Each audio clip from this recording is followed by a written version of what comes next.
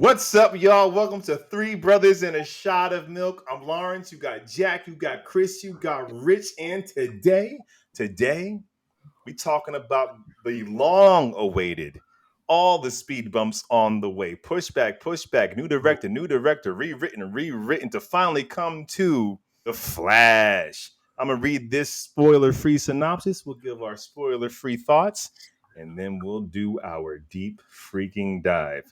Okay, right from IMDb. Barry Allen uses his super speed to change the past, but his attempt to save his family creates a world without superheroes, forcing him to race for his life in order to save the future. Marty! That's actually not accurate. At all, but it's fine. It's not. Yeah, it's not accurate at all. Actually, It's fine. okay. I said, Barry uses super speed to change the events in the past to save his mom. You get that in the trailers. And in doing so, creates an alternate timeline in which he now has to save the world. Yeah, that's far more accurate. Thank you, Jack. I love this thing. It's not flawless. It's not across the Spider-Verse to me as far as the multiverse comparing films, but I mean, this thing, for me as a DC Comics fan, as a Justice League animated series fan, I'm like, this is exactly what I've been waiting for. Like, I've been waiting for this to be the jumping off point. This is the template. Now, when you go with further movies, like perfect this. I feel like if they started with this kind of tone, this type of thing, it would be better. I get what Snyder was doing with the whole darker stuff, trying to separate from the MCU, but this managed to be fun, light, action packed, but still very different than Marvel. I really enjoyed it. I can't wait to see it again. I'm Batman. What are we doing here? What are we freaking doing here? What are we doing here, Rich? It's spoiler free, right? Okay.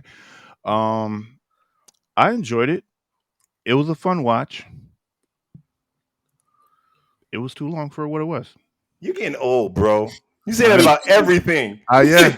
Everything. Everything's too long. Every movie would be 45 minutes long. Man, listen. Did you fall asleep? I didn't. I did not. That's something. Didn't have to go to the bathroom. Well, that's You left? I left that. When did I leave at? I left right before the fight with Zod. Right before the climax. Yeah, so I came back. And not like kind of at the beginning of that. Yeah. So I guess there was like a transition when they got there. Actually, no, there was a transition when they got there, and I missed that part. Oh. I had to use a bathroom during Across the Spider-Verse. It was getting old. I went during the speech at the barbecue. I said, I feel like I know where this speech is going. I could run out and come back. Yeah. Jack? I'd be lying if I said I didn't enjoy it. I enjoyed the movie so much. In the beginning of the film, I had a smile across my face. The movie I found massively inconsistent and feeling incredibly cheap story-wise and visually-wise in certain moments. And the end of it, not to give anything away, just was, in my opinion,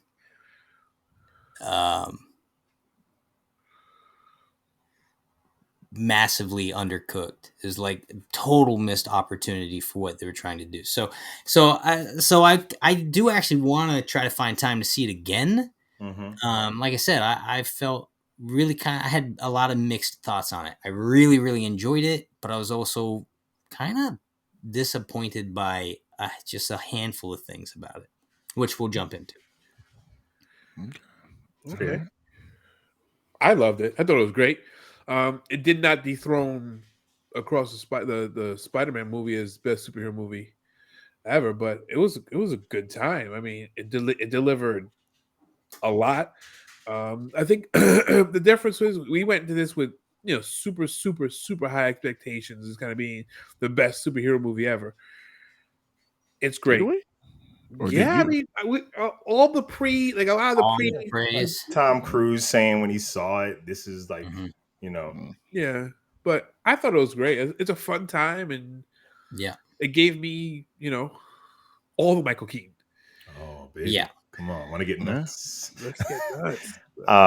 All right, we'll jump in and do our deep dive. I'll do a recap, and as we do, we'll just give commentary on the film. I want to start off by saying this, and we can keep this in mind as we're going and think if anything comes to mind where the heads of DC / Warner Brothers changed after this movie was done. So there was a universe they were planning to still try to do that at one point when this movie was done, that they're no longer doing that anymore. And I wonder what things they changed in the editing room. I can imagine that the end would have been more of a cliffhanger for what's to come. And then James Gunn comes in and it's like, oh, none of that. We're wiping the slate clean. So that cliffhanger, that's not going to work anymore. So I wonder like what they had to change to fit the fact that this is definitely the definitive end of the Snyder run. Sort of. We thought it was the end all the time, but sort of ish. Like I guess after Aquaman, we're done with the Snyderverse. We've been saying that. I tell you that what you just said don't make sense. That originally it was supposed to expand and bridge gaps when, and this is a spoiler, Henry, where the F is Henry Cavill? Well, they're not going to put him in here. At all? Ever? They had even once? But they had him there in the they had the CGI version. They had his cape in an epic wide shot. No. They had him too when he came back after he was dead and he was punching. Oh, like in the so Henry Cavill's Superman does exist, but think about it. I don't listen. This is where we get into like legalities because Henry has never showed up for a cameo. Shazam, Peacemaker, like for whatever deal they have with him playing Superman, either he's super expensive or he is not willing to do something that he doesn't believe. I don't know what it is, but he like consistently doesn't show up for cameos. I don't know if he was. He had a cameo in Black Adam. Him and The Rock got the same manager. That was a power move, bro. All right, let's jump. That was a power move, man. Film starts with, yo, we're at the beginning. He doing what I do in the morning, try to get some coffee, get a peanut butter and glazed honey, and raisin. Oh, it's all the carbs. Basically, we learned that Barry Allen needs to fuel his body. His body has a super metabolism. That's why he can beat what's his face in the eating contest, that guy from One Piece, right? Yeah. So he's at the bakery and he gets a call from freaking Alfred. I love this part, guys, because they could have Shazam this movie where they're like, we're not gonna draw any ties to what came before, but this is literally the first 20 minutes of this movie is Justice League Part 2. Yeah. It's how you imagine their adventures proceeded after the end of the Justice League. So Alfred says, Bruce needs you. I'm always late. I gotta go. Bruce needs you. The guy's taking all his dear time making his food. He has to go. He turns to the Flash. He's somebody with a thing, takes a picture. Ezra Miller. They are freaking charming. So we see Flash. He goes and he's talking to Alfred the whole way. He feels like he's the janitor of the Justice League. But we see freaking Ben Affleck as Batman. That freaking plane comes down. He pops out on the bat bike. Chris, his costume is gray and blue. It is. The first time we saw a gray and blue bat costume on like live. It's not since the gray Adam and blue West. you're thinking. It's as close as we've ever gotten it. It's close. I mean, it's got like ribbed. Right. He has extra armor, which I don't like. That's motorcycle armor Batman. Can I It's an action figure. Yeah. Can I inject that? One problem I did kind of have with the Batman is in this film, you only ever see Ben Affleck's Batman during the day, whereas you only ever see Ben Affleck's Bruce Wayne at night. He's a complicated guy. It was like he's keeping you on his toes. You know what? I have to say, this chase was the first time I accepted seeing Batman during the day. Before this, every time I saw it in cartoons or live action, I always hated it. Here, I was like, well, they do have a bomb. You can't wait till 7 p.m. Batman. Right. He's just pacing like, wait a minute. Oh, they're going to get away. Sun go down. I felt like he had no choice. This is like, I have no choice. And also felt like he had to call Barry and Wonder Woman. And Alfred goes to the long list of all the people he called before he got to Barry. We It saw feels like, Superman. and we saw, and he's like, Barry's Kind like, of. we got Superman. Barry's like, where's Superman? Kind Oh, of. he's stopping a thing. And in the news footage, we see the back of him in his cape. Very Smallville, right? We didn't really see Tom Welling in the costume, just CGI like that. And then like, where's Wonder Woman? She's not picking up Can her we calls. talk about the CGI? Like, what is wrong with his outfit throughout the entire movie? I mean, he's one step removed of Ryan Reynolds in Green Lantern. That's how bad his outfit I tell you what it is, and I experience it whenever I see Tom Holland Spider-Man. They CGI over his costume, so you don't see creases. And it always looks CGI to me. Spider-Man is not as wrong as this one, but like there's images where you see like Ezra on set, and there's creases in his costume where his joints move. But since they don't want it in the film, they like CGI it out, and it just looks. But I'm like a gummy, like a gummy bear. This movie had a ton of money behind it, and more than a ton. Yeah, right. And more than a ton of money, they had a ton of time because they. Yeah. I mean, they had years more than they thought they'd have to get that element right. Mm-hmm. They still got you still got a fixed point. Just because you have time doesn't mean they're still going to throw millions at it. And this movie, it had a lot of CGI, and it had the kind of CGI money can't fix. It's very hard to CGI humans with real humans. You can do aliens like avatars with a human. You can do Thanos standing next to a human. The CGI of Chris standing next to a real life Jack, that never looks good. And we had a lot of CGI humans. Yeah. I know. You guys remember watching Matrix 2 when he's fighting the hundreds of Smiths? Yes. Yeah. That's what this CGI kind of reminded me of. It was like it just looked like rubber.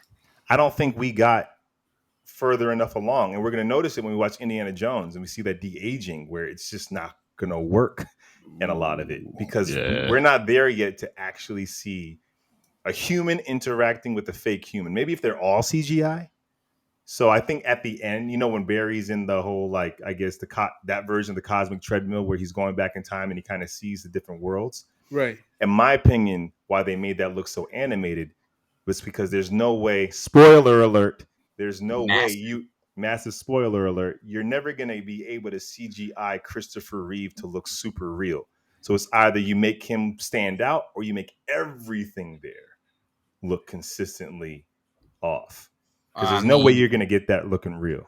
That was one of the moments that made the whole film, for me, feel cheap. The fact that they put Reeves in there, the way they put him in there. I loved it. They brought Adam West in. They made They made everything canon. I loved it. They didn't, Chris. Because if you're gonna do that, and now we've skipped to the end of the movie, we'll get back on track. If you're gonna do that, though, then you actually have to do it, and they did not. Where's Ryan Reynolds? Where's every rendition of the Flash? No, you don't have to put in every single. You have to put in everyone that ever.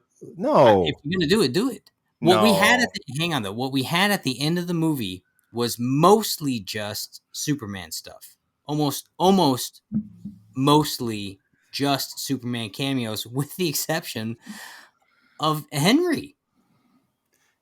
Well, we saw Henry down there already when he went back in time, and we know where he is. We know what Earth he's on, so we didn't need that cameo. And second, by seeing them, I now know all those other Earths exist. And this is also fan service, but also casual fan service. They don't want to see Ryan Reynolds as Green Lantern. Nobody does. No one does. Not even Ryan Reynolds wants to see Ryan Reynolds. And they don't want to pay Ryan Reynolds for that. You missed my point. My point is to have done that in a way that fully capitalized on what the moment was trying to be.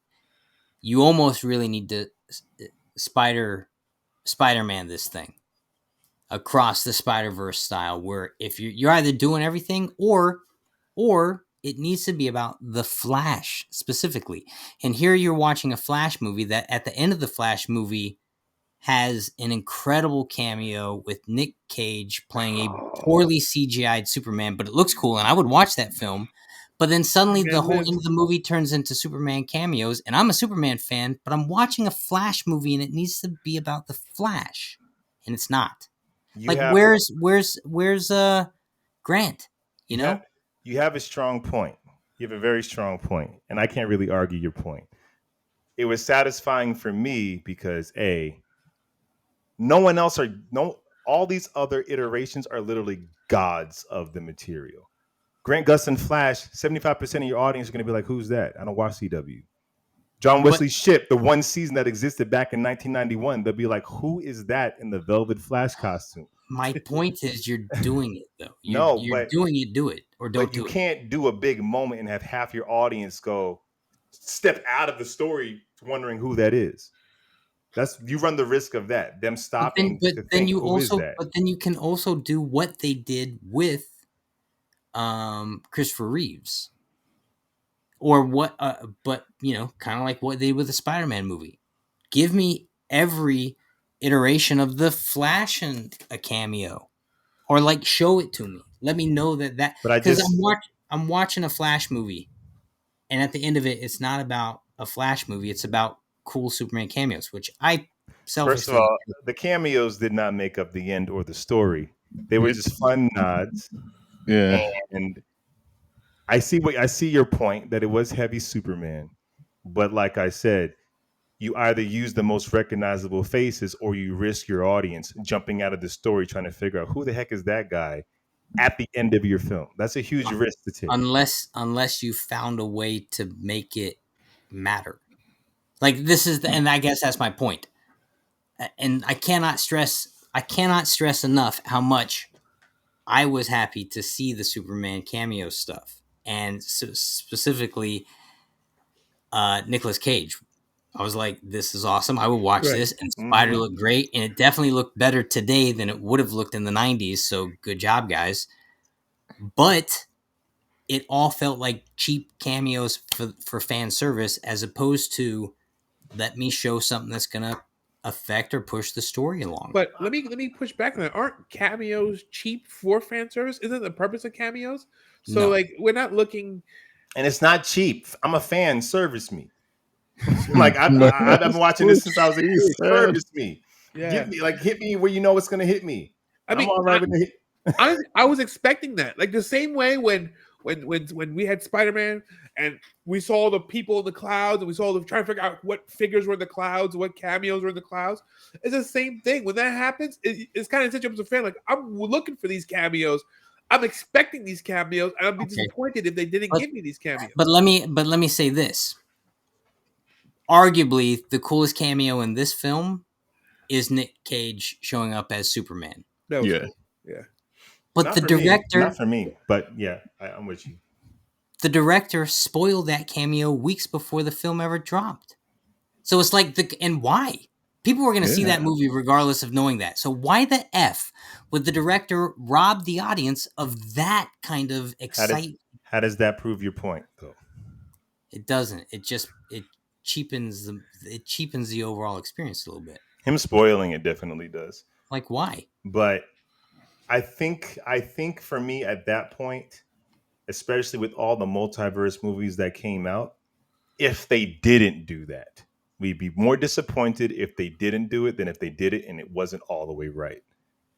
We'd be more mad if we didn't see something like that. You'd be pissed off if all the cameo you got was Grant Gustin and John Wesley Shipp as the Flash from the 90s and the CW. Yes, unless it mattered. But it mattered somehow. It take too much time for them to explain who these... If you're going to show me all these Superman cameos, where's Tom Welling? But why do they all have to be there? I guess that's my thing. Why do they all have to be there? That's the flip Nicholas side. Hammond played Spider-Man in the 70s. Japanese Spider-Man was in Japan that built Sentai. Like, they didn't appear in No Way Home. No, not No Way Home. But it was fine. They were in the cartoon. Right. But the multiverse live action movie didn't give us all the Spider-Man. But they didn't try to give us all the Spider-Man. They gave us 3 that we knew. This movie didn't do that either. This movie didn't give us the things we hang our hat on. If they did, Henry Cavill would have been it. They gave us a smattering of things we had. But why would you need Henry Cavill in it when they're showing us a doorway into multiple universes? I don't necessarily. Right. I'm just saying it was an oddly undercooked ending for me. My thing was... Let's go. Oh yeah, okay. you had your cameos, right? Cool. My thing was, I was at first I was with it because it was going back in time to change the past, right? Mm-hmm. But then it turned into jumping to different Earths. Like, when did that transition happen? Because it You was didn't- showing what was The happening. bowl of spaghetti Yeah, monologue. he was making a mess because super duper spoiler alert, when Barry, the older version of Barry, was running for years, he was destroying the fabric of time. And Right. also when our Barry did it. Well, it's kind of the Avengers Endgame time travel logic, which is when you go back in time and you change the past, you don't change your present, you just make an alternate timeline. Right. So all Barry did was make an alternate timeline. And they don't even explain this that well in the Flashpoint comic. But basically, when he alters the past, he doesn't just change the past, he causes a ripple throughout time that like hodgepodges the events.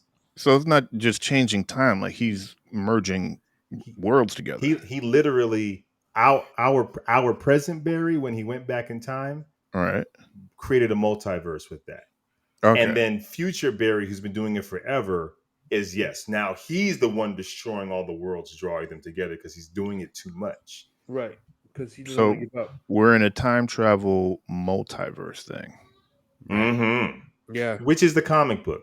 Yeah. Which is Well, the that's- comic. Was that the pretty comic? close to- yeah. Well, I this didn't read. one. I didn't read the comic. I Which watched the Flashpoint, the animated. Well, yeah, Flashpoint. well, it's the same thing. When Barry goes back in time and changes things, and he has his mom, Superman doesn't land in Kansas. He lands in Metropolis and gets abducted by the military as a baby. You know, the Atlanteans and the Amazons are now warring against each other. Those things didn't just happen just because Barry's mom's alive. It's because he caused a ripple that kind of hodgepodged all the pieces. Right. Which happens in this movie in a different way. So shall we jump back ahead? So back to the beginning of the movie. So basically, hospitals filled with babies. we get a live action Justice League Unlimited animated whole Absolutely, sequence we do. right here. We got freaking Batfleck on the bike. He's going after the bomb. Barry is like, I'm tired of being the janitor. Alfred tells him the hospital's gonna fall apart. East Wing, it falls off, and it's a baby shower, man. All these babies fly out the window. Baby shower. Now, this is actually absolutely ridiculous. And I loved it because I feel like the director knew it was ridiculous. So he just had a lot of fun. We thought Barry was going to save a baby. He's like, no, I'm about to fuel up here. I got to get faster. So I'm going to eat halfway as we're falling down and then come up with really cool ways to save these babies.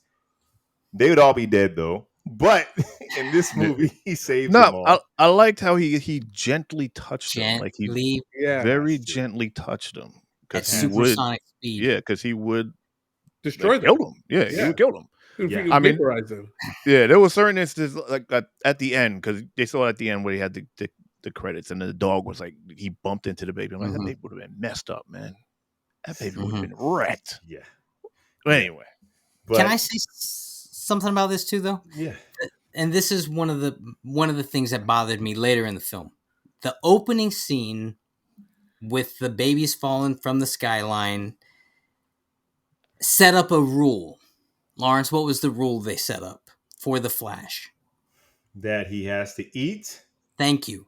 It's that he has a finite amount of energy, and when he uses it, he has to replenish the energy level or he's toast. Now, they actually set that up in the Justice League movie, too. When Barry went back in time for 2 seconds, he was just wrecked. He'd used up all his powers and had to refuel. He was starving by the time he got back. And so they show that to us in the opening scene, and they do it in a way that's hysterical, but it establishes the rule. Barry has to eat. We even get a watch. We even get like a symbol saying. Yes, he's got the Hulk's watch that tells him to basically chill your heart rate out. Now, by the end of the film, though, jumping to the end of the film, though, again, that rule not only goes completely out the door, it becomes obsolete. And he's going back in time and then in time and then back in time again. And the other Flash, who's like Crazy Flash, spoiler alert, has been doing it forever. And so where's the logic of this? You set up a rule. I love it. So how does that play out for the whole film? I can't wait to see how you figure it out. You just completely let it go. Maybe you got to go. Jack's right about that. Yeah. Thank you. Maybe because he didn't eat, because we know he didn't eat breakfast, so he was already empty. No, we see him eat and then use all that speed and hungry. Because it Yeah, also that's it true. could have brought humor. Like in the middle of this Zod fight, you turn around, he's eating McDonald's. Like Yeah. it could have been like Like, really where did fun he go to moments. get it? It could have been fun moments of him leaving the fight to get chicken. Yeah. He But just what? like he's just munching on some chicken. But yes, but you're paying homage to the rule that you set up, Right. right? Yeah. Or don't set up the rule. Jack, you're absolutely right about that. You're right about that. You don't show the gun in Act 1 unless if you show a gun in Act 1, it has to go off by Act 3. That's the rule. Don't show it to me if it doesn't matter. Jack, you're right. You're right. Batman catches the guys. Flash saves the babies, and Wonder Woman drops in. Hey, yo. She's making all the cameos now because she Yep. was in Shazam, and it's really great to see her, man. In my mind, it's like the last time we're going to see her as Wonder Woman. You just never know. She pulls Batman up by the lasso of truth.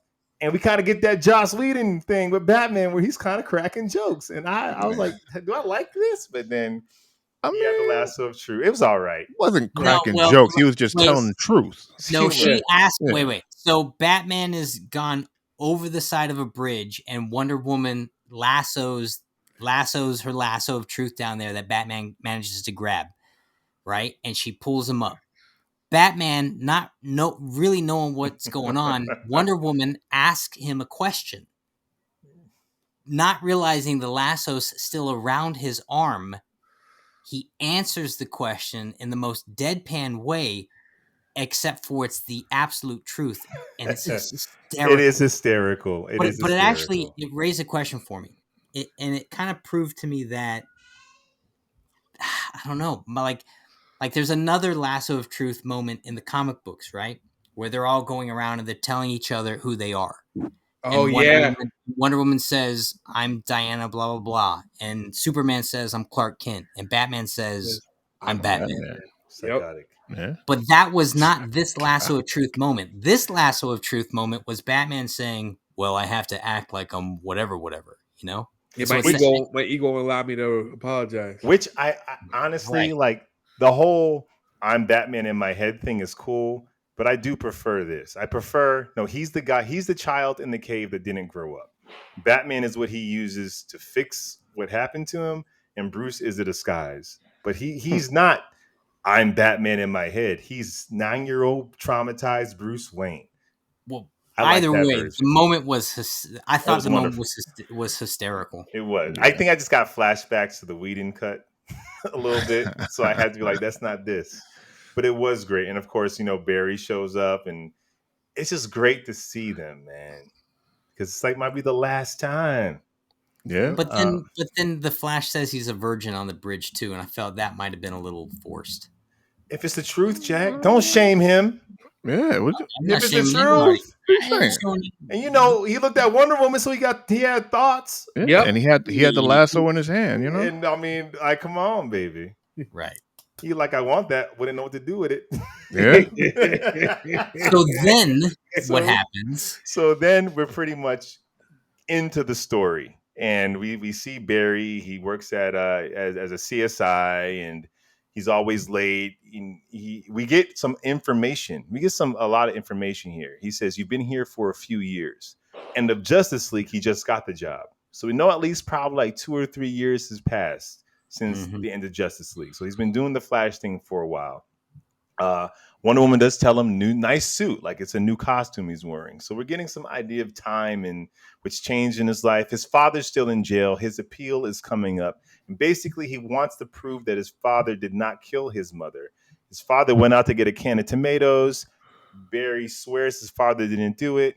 We later learn that the surveillance camera that can prove he was in there, Bruce Wayne was able to get a copy of it that will show clearly. It's been distorted for like the last 15 years. Wayne Enterprises has tech that was able to clear it up, but and they're hoping. He doesn't probably remember Barry's dad, but he's hoping you see my face. And it turns out he doesn't look up. Right. And he's upset. And this is where the heart of comes in. This is where you really see Ezra like show what a beast they are as actors, because the comedy, physical comedy, and then straight up grounded, heartbreaking emotion. Like I felt for this dude's family. And when we see him see the past, we see Barry as a kid with his mom and how lovely it is, and get the can of tomatoes, and we see her die. So I loved all that. That whole sequence. In my mind, that's probably where the movie started, and they were like, well, let's throw in this really cool Justice League sequence before that. The movie really starts at that moment. Yeah. Yeah. Any thoughts? No, it just worked. I think it was a good setup. I liked it. Yeah, I agree with you on the emotion thing, and Oh man, I'm yeah. engaged at this point. I'm already like hyped because I got my, Justice League cartoon You live feel action okay moment. with them slowing it down? Yeah. So at this point, I'm super engaged, and I'm ready to see what's the catalyst that's going to cause him to go back into time. And he meets Iris, right? Yep. And Iris West. And here's another interesting thing. Okay, all right. Couple things gonna come up. I'm gonna say it real quick. He meets Iris West. She says, I feel like I saw you a couple of years ago. And then when he's talking to Bruce Wayne, he talks about that time that he time traveled. He's like, yeah, you did it for 2 seconds, when Barry's thinking about going back in time. I'm gonna go backwards, but I said those two things because these two things are very important. Iris West and Barry time traveling for 2 seconds only happened in the Snyder Cut. So finally, they're saying Snyder Cut is canon. Whedon Cut's not. Whedon Cut, Barry didn't time travel. And the Iris West scene when he saves her when she falls out of the car, That's right. is She's not in the in the Whedon. convertible, right? That's the Snyder Cut. Oh, So they shoot. basically told us this movie is a sequel to the Snyder Cut, and it's the Snyder's Justice League that's continuity, not the Whedon one. All right. Boom. How you feel about that, Jack? Go on, let us know. He likes the Snyder Justice League. Yeah, Than the Whedon it's one a for sure. superior cut. I mean, there's 8 hours of I extended knew he was going to say it. I knew he was going to say that. Wait, so Flash doesn't go back in time in the other one, huh? No, him and Superman are like The other flying one around, carting that family around. Yeah, you're right. The other one was so uneventful, I actually completely forgot about it. Well, I Listen, remember. I'll say this. Zack Snyder's a visionary, man. The guy is a visionary. He just... I remember that moment don't mind having significantly. heroes kill people. Fair. I remember that moment significantly because I remember seeing the Snyder Cut when Barry went back in time and pretty much saved the day. It justified why he was a buffoon the whole time. Like he got the reason why. Because he had the Snyder Cut. Everyone had their moment, and he didn't have it in the Whedon.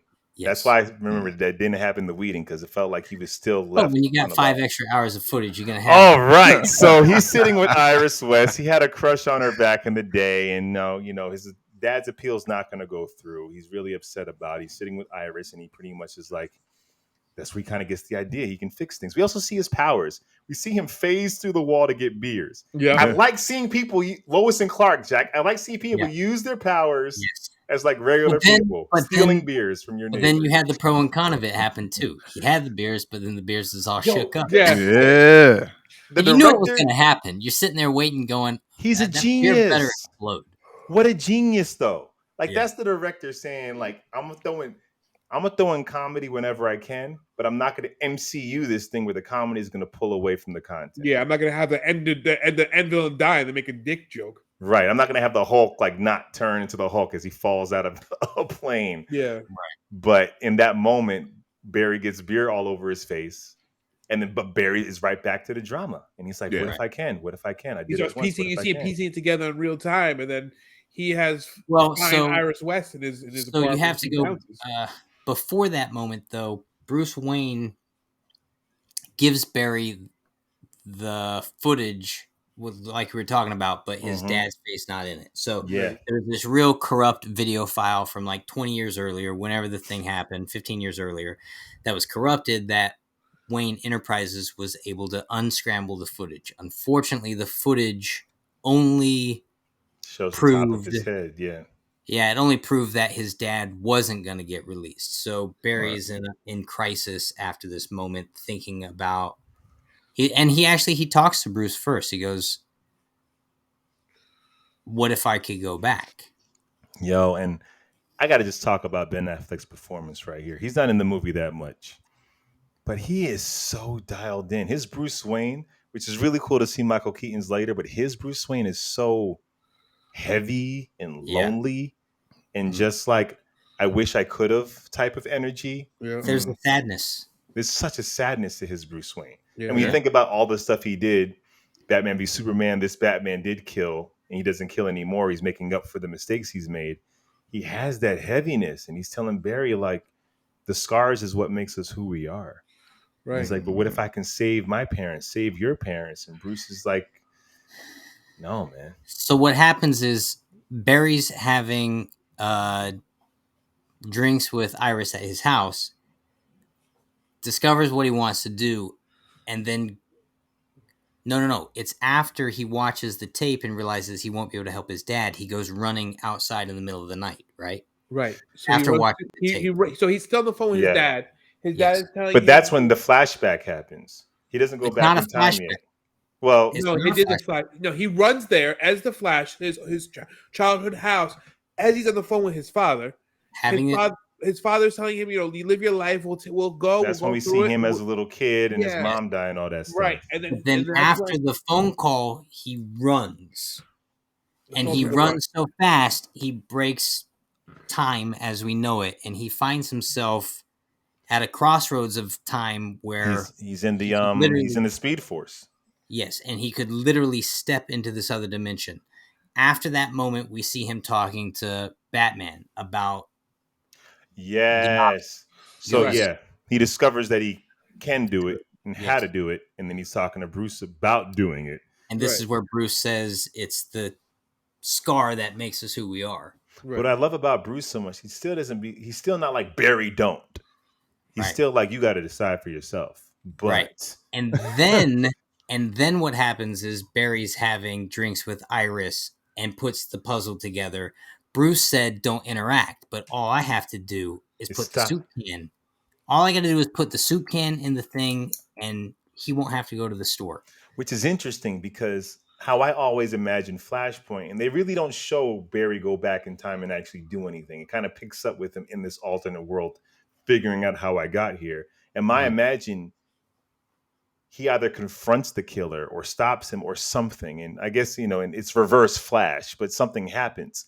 Here, it doesn't even, like, I can't interact. So I'm not even going to stop the guy that breaks into my house. Yeah. That would be too much interaction. I'm just going to give her the tomatoes. Right. It's Right. so interesting because the forefront of my mind is, well, stop the guy. Right. But he does, and it makes sense why he doesn't. And I'm happy that he doesn't because it leaves room for it to be the reverse Flash down the line if we ever get there. So yes, Yeah. that happens. Oh, reverse Flash goes back in time to kill Barry's mom, but kind of makes Barry wind up being who he is to become the Flash. But reverse Flash was a fan of the Flash. So he kind of needs a Flash to exist for him to even become the Flash. It's so paradoxical, Rich. I know who the reverse Flash is. You have to explain him to me. I I said, yeah, I got it. Chris. So That's for reverse everyone else. Flash is a Like, fan of the Flash. Yes, like, subscribe, comment. So then, yeah, he does that. He and it's pretty awesome. I love every time Barry looks at his mom, man. Oh yeah. It's just all in his eyes. Yeah. Every time he sees her, it's just like that's the love of his life. And he does it. He steals some old people's clothes and he goes back to the house, which he should not have done.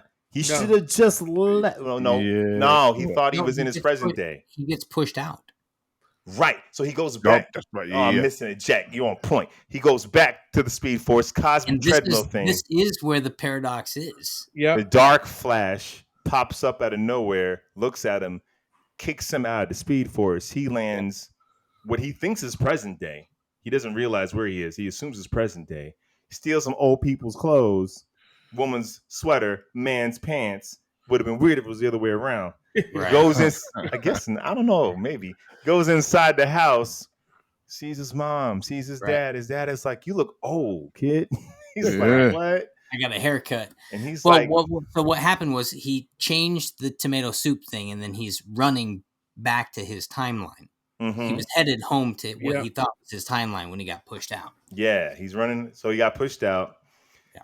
And at this point, he still thinks it's his timeline. He doesn't realize what's going on. And he's just eating and at the dinner table with both of his parents. Like, he's never had this. He's had this in 10, 15 years. He looks out the window and sees the Him. most. Let me see. Barry at his best self, living his best life, carefree, not a scar in the world, dancing Privileged. across the street, privileged by love. And it dawns on him, holy freaking crap. Super speeds, physical Wait. comedy. You got that was Barry at his best. I thought that Barry was a jerk. He He was. is. He was just straight knock the trash cans Not- over. I'm like, what was the point of that? not Barry like at our best viewing him, but that Barry hasn't Is had socially heartbreak. He happy, lives with a bunch of adjusted. friends. Yeah, His mom does his laundry. Like he's probably not a virgin. He's probably not a virgin. Not that there's anything wrong being a virgin, but by choice, he's not. yeah, exactly. He's not an incel. Right. So present Barry knocks out young Barry and pretty much is like trying to figure out where am I, when am I, has underwear over his head so young Barry doesn't see him, pulls the underwear off. How do you right? Because that's not, he brings his clothes over there to get washed. Yeah. It was still disgusting. He put his underwear. But Rich, but it's his underwear. I don't care. If you went back in time and saw 18-year-old Rich and had his underwear on your head, how gross that would you be? Hey, things happen. How grossed out would you be? I mean, I wouldn't be that grossed out because I know how my underwears were, but still. So, like, yeah. Or you know how your underwears were, you'd be super grossed out. Exactly. You know what you be doing. Flashes. Anyway. The younger Barry passes out. Older Barry takes younger Barry up to his room, and he wakes up. They're having a conversation. They pretty much fills him in, and younger Barry just thinks this is the best news of his life. He can't believe it. It's Back to the Future, just like Eric Stoltz. That's the big clue for the audience if you're a nerd. We all know that Eric Stoltz was cast as Marty McFly, but did not end up. They shot scenes with him as Martin McFly. Right. So we know it, but it's like one of those throwaways. This was a whole thing. So then Barry quickly learns that he is in the wrong timeline and he needs to find out a way to get home. But then he realizes what day of the week and year and month it is. This is the day you get your powers. But he also knows he affects the past. So he's like, hold on. Since your dad isn't in jail, he doesn't say this to younger Barry. Young Barry doesn't know anything about the other life. Since my dad isn't in jail, then you don't become a CSI. If you don't become a CSI, then you're not in the laboratory. If you're not in the laboratory, you don't get struck by lightning and get powers. And then he's like, but if you don't get powers, then I don't get powers. I can't get home. Then that becomes a paradox. And I don't know what happens after that. So I got to get you to the lab so you can get yourself covered in chemicals and electrocuted. But he doesn't tell him the exact plan until he's in the chair. Yeah. So you pretty much see them get there and have to kind of sneak in, which is pretty cool because Barry's like, there's rules with traveling with other humans. You know, you can't go super fast. Right. You can phase them through things, which feels pretty complicated because I feel like you get like very disoriented. Yeah. They sneak into the lab, and that's where younger Barry learns, I gotta get struck by lightning. He's like, it's fine. Don't worry about it. It's fine. I don't want to get struck by lightning. Who would want to get struck by lightning? While older Barry's holding younger Barry down, lightning comes through. It goes through older Barry into younger Barry, frying him. Immediately, younger Barry heals. We see he has the powers. Except older Barry's tooth falls out and doesn't stay in, and we learn that he doesn't have his speed. Dun, dun, dun. Dun, dun, freaking dun. I had a problem with this because when first of all, the lightning went through him. So that means that's a transfer of powers. So then older Barry should be critically injured because he doesn't have the powers anymore. Why are you breathing directly into the mic? Stay out of my personal. Stay out of my personal life. I can rationalize it by he had it as he was losing it. Right. Yeah. The lightning passing through him robbed him of his power. Okay. And then he lost his tooth when he hit the. No, it shot out of him. Shot out of him. Yes. He lost his. That's a good point, Chris. He can still get injured or cut. So it's the fact that it doesn't heal that's a giveaway. So in my mind, it wasn't until the lightning was actually out of him where he That it lost his was- power. Yeah. Not on the impact of the electricity, but after it's already passed out of him. I'll give you that. My other thing was, how come they didn't get arrested? They were literally downstairs where there was 3 officers or security guards or whatever they were. And my man's running in a circle, no super speed, and then Oh, man. yells. That was pretty funny. It was funny, but at the same time, I was expecting like flashlights in their face, like, okay, we got you. Yeah. Clink, clink. You're getting locked up now. Maybe because there was a fire or something, so maybe they thought it was more of an because, emergency and not because as Chris would say, Reasons. Yes. reasons. Yeah. Reasons. So older Barry doesn't have his powers anymore. Younger Barry has powers, and he is how any of us would be at 18 years old. Reckless, just using these powers, phasing, not knowing to bring his clothes with him, butt naked in these streets, clothes catching on fire while he's running. Yeah. Really, he almost destroyed a whole city block. He Just did. In running. like a matter of nanoseconds. Like nanoseconds, and then he comes back to his apartment, which older Barry is like, your apartment's way better than I thought it'd be. Well, my mom helped me decorate. He's just like, this kid has privilege. Yeah. A big little thing too is Barry always keeps a little monkey on him, a little stuffed monkey, and he sees his younger self use that Little as dart target throw. practice for darts. Yeah. So they're not on the same level at all. Trauma changed Barry's maturity thus far. What's really amazing about the direction of this film for me, as well as Ezra's performance, is that Ezra was the annoying superhero of the group. But now, since this younger one is more annoying, it makes this Flash the grounded straight man. Right. Now, all of a sudden, he's like, now I get it. And he becomes the more grounded, no nonsense guy. So we get to see him just really flex acting muscles, see their acting muscles. So it's really dope. So basically, he's like, can you just sit still so I can tell you what's happening? And of course, younger Barry falls asleep, as he would. Yeah. I mean, he used a lot of energy, you know? He's out of energy. Yeah. Which they don't pay dividends to later. But they did in this moment. They spend a lot of time building it. This is this is the second time they tell us about the rule. Yeah. But he's also been eating throughout the whole thing, though. Yeah. But not during the Zod fight. No, not during the Zod fight. That's where he should have been. Yeah. So they're walking around town, and they pretty much look on the news, and it's interesting. The day the lightning came is like the day before Zod comes, looking for the Kryptonian. Right. Which makes me think when the ships entered the atmosphere, it caused a storm.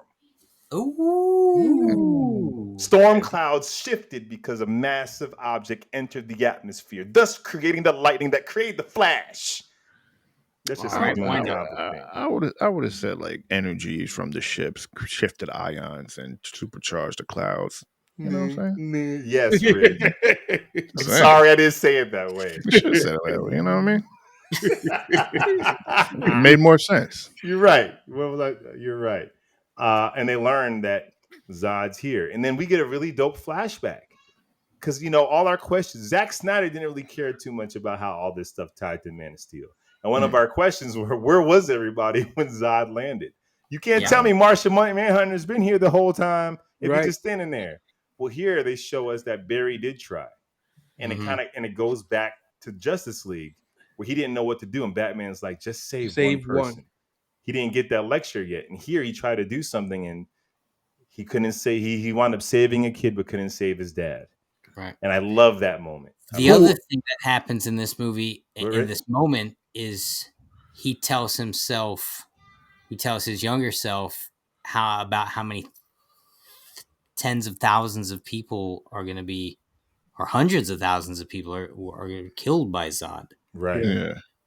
Wasn't that guy under the rubble? Wasn't that the one that was in the wheelchair during the trial for Superman? No, that was a different guy. Ah, okay. This is just another casualty. So then they're like, okay, this is where Kal-El, this is where Clark steps up. This is where it happens. And it's not happening. Right. So then go ahead. No, go ahead. Go. Do it. So he comes up with the plan. I have to be the one to put the Justice League together. He goes, all right, well, I can't find Arthur Curry. Well, before he does a whole search. Well, he calls before Arthur Curry's dad. Well, before Right. they're at Flash's apartment, and younger Barry's apartment, and he's looking for all the Clark Kents, and there's like thousands of Clark Kents. He goes, okay, that's not going to work. Right. Then he looks for Arthur Curry, gets his dad's number, calls the house, but Aquaman's mom never washed up on the beach, so his dad never saved her, so there was no Arthur Curry. Right.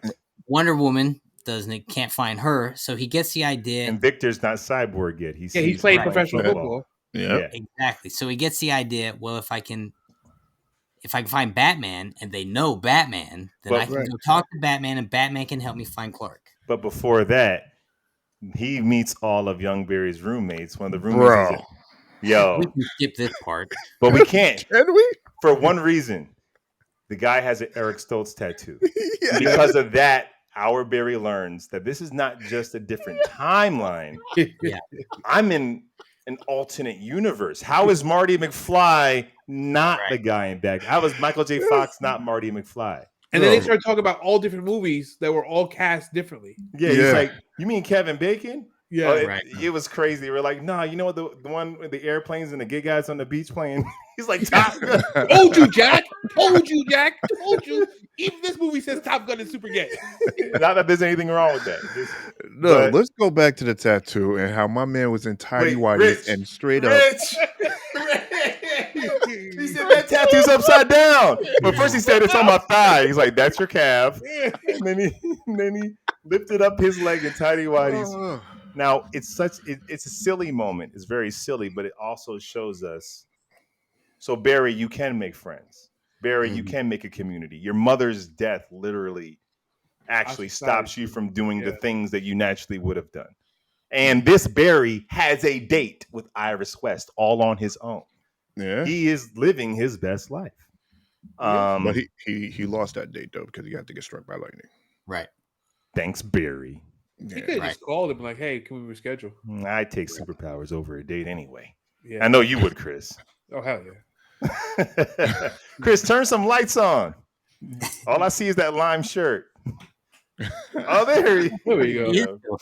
That was a bit racist. He said, all I see is that lime shirt. All right, let's get back to it. So basically, they go, I need to find, they're like, well, he mentions Batman, and then he notices everybody they know who Batman is. Like, you guys know who Batman is? Okay, Batman does exist here. Like, I got to get to Gotham City, get to Bruce. Yeah. Central City and Gotham City's a cab ride away, huh? Well, but this is another missed opportunity to me. And it's a big missed opportunity to me, specifically because of what Batman says about Gotham City when they finally start talking to each other in later scenes. Batman says, essentially, he doesn't need to be Batman anymore because he's pretty much cleaned up all the crime in Gotham.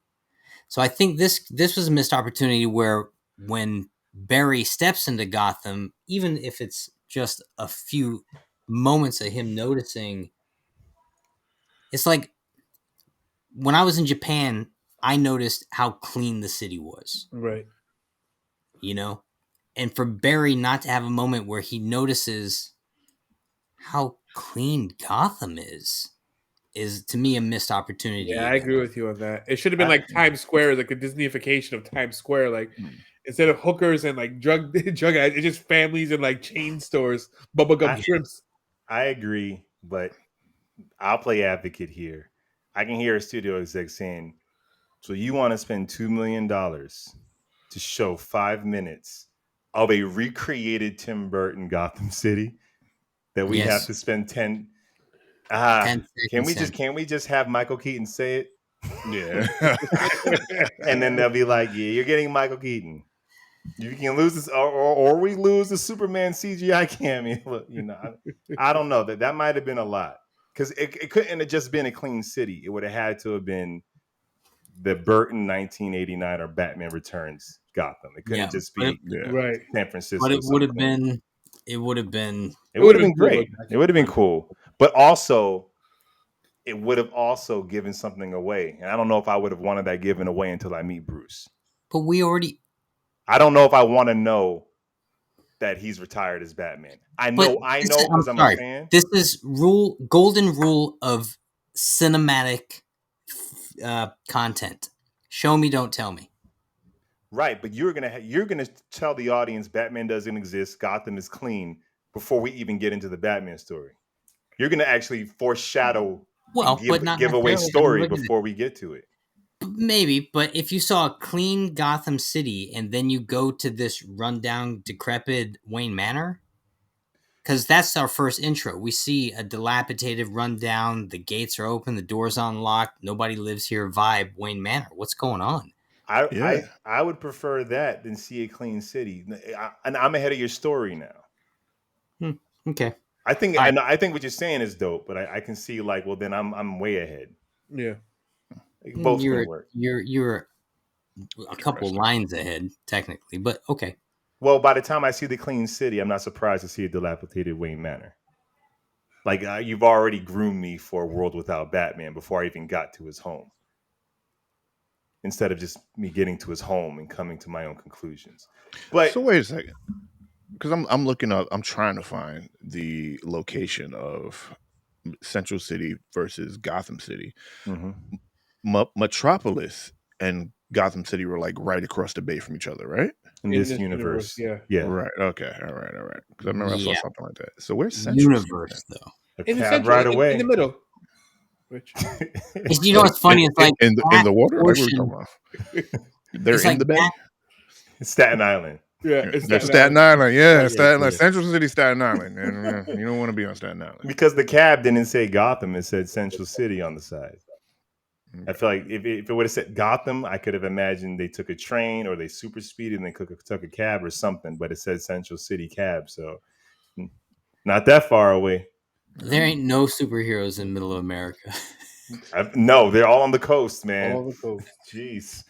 So they go into Wayne Manor. Now, this is where I'm going to Easter egg the mess out of this. So when they walk through the doors and you see all those, like, the armor as they're walking. It's like, King of the Wicker people. Yeah. Chris! Okay. Knox and Vicky Vale in the first Batman movie walk through that sort of very same corridor. And that's where we first see Bruce Wayne interact with Vicky Vale. Knox is like, I wonder how much that costs. And some weird neurotic guy shows up. It's like $100,000. He's like, how do you know? It's like, bought it. Bruce Wayne. It's like the dopest introduction. And we're seeing that there. When they walk through the dining area, that long table, Chris, that's where Vicky Vale and Bruce Wayne had dinner. And it was like, this is too far. And the kitchen, that yellow tiled kitchen, is like modeled after the same kitchen that we saw in the original Batman movie. Where Alfred was telling the stories. Right. And what's important about that is there's cobwebs all over the dining area, cobwebs all over the suits of armor. But when Vicky Vale and Bruce Wayne are in that kitchen, she's like, this house doesn't seem like you. But this room seems very much you. And that's where they have the stories where Alfred's telling the stories. That's where you see Bruce Wayne and Vicky Vale connect on a heart level, was in that kitchen. So to see Bruce Wayne cooking and spending time in that kitchen, it's almost like this is the last place him and Alfred had. This kitchen, where everywhere else has cobwebs. So I thought that, I'm geeky for this stuff. So I thought that was real sweet. Yeah. And then, they're looking around and Ninja Old Man, Batman Beyond, freaking Bruce Wayne out here beats them up in slippers. Creeps out of a cupboard and just starts wreaking havoc. Yeah. And this is a hilariously dope fight scene. Can we talk about this fight scene? It's amazing. You got twin Flashes, one with powers, one without powers. The one with powers ain't doing a shred of thing with it other than dodging stuff. And the one with no powers is just absorbing every blow. But did you see how they remade the moment where we had the first where Bruce Wayne throws the batarang? He throws the pan. He looks at the pan like, canon event. This is how Flash always meets Batman. He gets something thrown at his head. What's really dope about it is the humor didn't come out because they were being silly about it. Batman's choreography, Bruce's choreography was sick. Yeah. Ezra's reaction to getting hit was hilarious. Yeah. And seeing this old man throw a punch and throw himself and just miss his targets all the time was real world hilarious. But it wasn't like it was just comedy forced. It was like that's what It happens didn't if you feel like throw. they're playing at the comedy; they're playing at the circumstances. Right. Yes, that's what I'm trying to Which is say. always going to feel a little better. Yeah, and it was hilarious. Bruce is in midair, and Flash steps aside. He crashes through the whole like cupboards, and then they're like, "Who is this guy?" And then, eventually he gets up, stops fighting them, and starts making spaghetti, as one does. Yep. Because he's like, we're looking for Bruce Wayne. We're looking, and tells him what's going on. And I'm not a fan of exposition. I don't like when characters explain stuff. But if you're going to get exposition, get Michael Keaton making spaghetti. Man. I you mean, need someone really. to explain the space-time continuum. Get Michael Keaton making some spaghetti. And he tells you the rules of how this story works in a fun, engaging, effortless, doesn't exactly feel spoon-fed kind of way. It really was good. Yes, and it makes me believe whatever happened after Batman Returns, this guy had enough adventures for this not to be unbelievable to him. Right. He What took happened? it. He took it like it was no big deal. Like I know about that theory. He's like, and you said this guy who can fly around and shoots lasers, he's Superman. And that's not a little on the nose. He's like, you're called Batman. Yeah, I'm not super Batman. Which also is letting us know that in this world, as much as we wanted Christopher Reeve or even Nick Cage or whatever the comic book said, in this world, there is no Superman or any other superheroes, at least to our knowledge. Yeah. Which is very interesting so far. So Bruce has all the information, world ending, the Zod is here, going to destroy the planet, timeline, all that stuff. I'm out. Nah, I pass. I'm not going to get involved. And that's it. They find the Batcave pretty quickly, but I guess it's in the same spot. Although it's a different relative same spot. They find the Batcave, which is straight, Chris. It's just about. It's it. Yep. He even finds a Joker pouch. Yeah. Oh, that was such a dope dive to it, man. And we never see the Batmobile in action, but we saw it enough for McFarlane to make one as a toy. So I'm good. But the way we see the Batwing work, down and it opens up, and it going through the water cleans all the dust off. And that thing was just it's more than whatever that Batwing was in the first movie. The Batwing in the first movie was just like this one like rotates on the axle. You as a pilot is still upright. The whole thing crazy, so dope. So those sounds were spinning for those. I don't know how the physics of that works out, but physics, schmizics, Jack. So he's on the computer, still trying to find like, yo, this freaking Kryptonian. Like he had to have landed. What's going on? And then I think that's where he learns that a Kryptonian ship or an unidentified. Is that where he learns about Russia? Well, he realizes he's being watched, and he starts talking to Bruce, who's in the house, kind of looking at the camera feed, and he's having this just real honest moment. And it touches. Well, he asks Bruce about Alfred because he has the pen. There are certain things, right? He goes, and then he talks about canon events. He talks about how there are similarities, and he talks about how in their timeline they're friends and stuff. And next thing you know, a shaved Bruce Wayne drops a piece of paper, some fresh coffee on the desk while he's out, and decides to help him find Superman. Yeah. Well, no, but before that, didn't he pull the suits out? Well, he walked in and he pulls his suits. You see all the suits that show us like this guy had the first suit has guns on it and looks real old school. So it's like, so this is the suit before 1989. Yes, your two suit. Yeah. And I'm then looking at all the suits now. And then we see the 1989 one, and then you see a couple of them. One has the underwear. Right next to the year 2 suit is the blue and gray suit. Yeah. Blue and gray. The one after that, is that the 89? Yeah, probably 89. Oh, yeah. So that's the 89. The one after that's the 92 Returns. Then you got the underwater bat suit. Yeah. Then you have the desert bat suit, and then you got the main suit in the middle. And the desert suit is like, we saw Affleck's version of that nightmare sequence. Yeah. So it's cool to see that this Batman had all these adventures, and pretty much the action figures we played with his kids, are the suits that he actually did don. Right. So yes, Barry gets the note, and we see Michael Keaton walk out in that. He still got it. Man. He's in the Got it. suit. He's like, yeah, Yeah. I'm Batman. Which Still is- beats everyone's I'm Batman again. Double down on it. Yeah, no one does it on Batman like Michael Well, Keaton. you know what was cool about this one? This time he said it. He didn't key the word Batman. He keyed the word I'm. Right, and so there was such a definitive ownership of what it was. Michael Keaton knew what he was doing. Michael He was Keaton like, knew who he was. all these guys trying to show up. Let me tell you something. Show you how it's done. They play Batman. I'm Woo! Batman. I'm Batman. And Yeah. he is, man. And he is. And we're going to get to like one of my favorite freaking sequences pretty soon. So pretty much the note is like, tells them about Russia and stuff, right? That's Yeah. what the note says. Yeah. So they got to go to Russia, get Kal-El out of captivity. They're in the jet. Young Barry is in the Flash suit, and our Barry, older Barry, is just in a North Face or whatever, just out here, no powers, which is pretty amazing. We saw him with powers in Justice League, terrified, and now he is going into this freaking military base with no powers, Right. and doesn't show an ounce of fear. Like the growth between movies in these years are pretty freaking great. They get in there. Mm. The one with the super speed gets them caught, Rich. Yeah.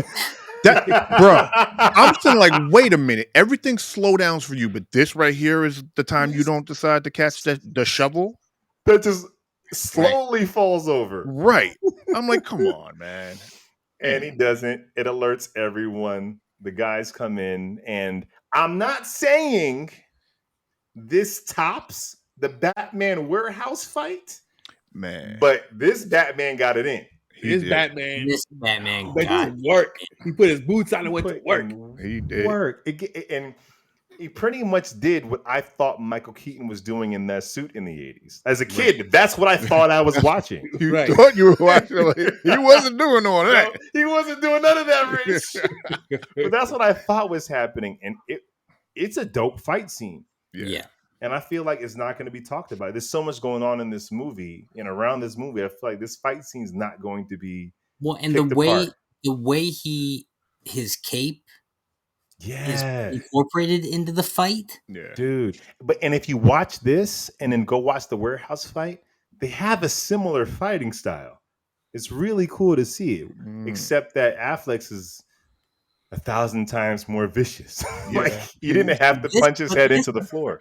Yes, true. But that's really Snyder, man. Snyder loves combat, and he's a visionary, you know. Yeah. And he had more time.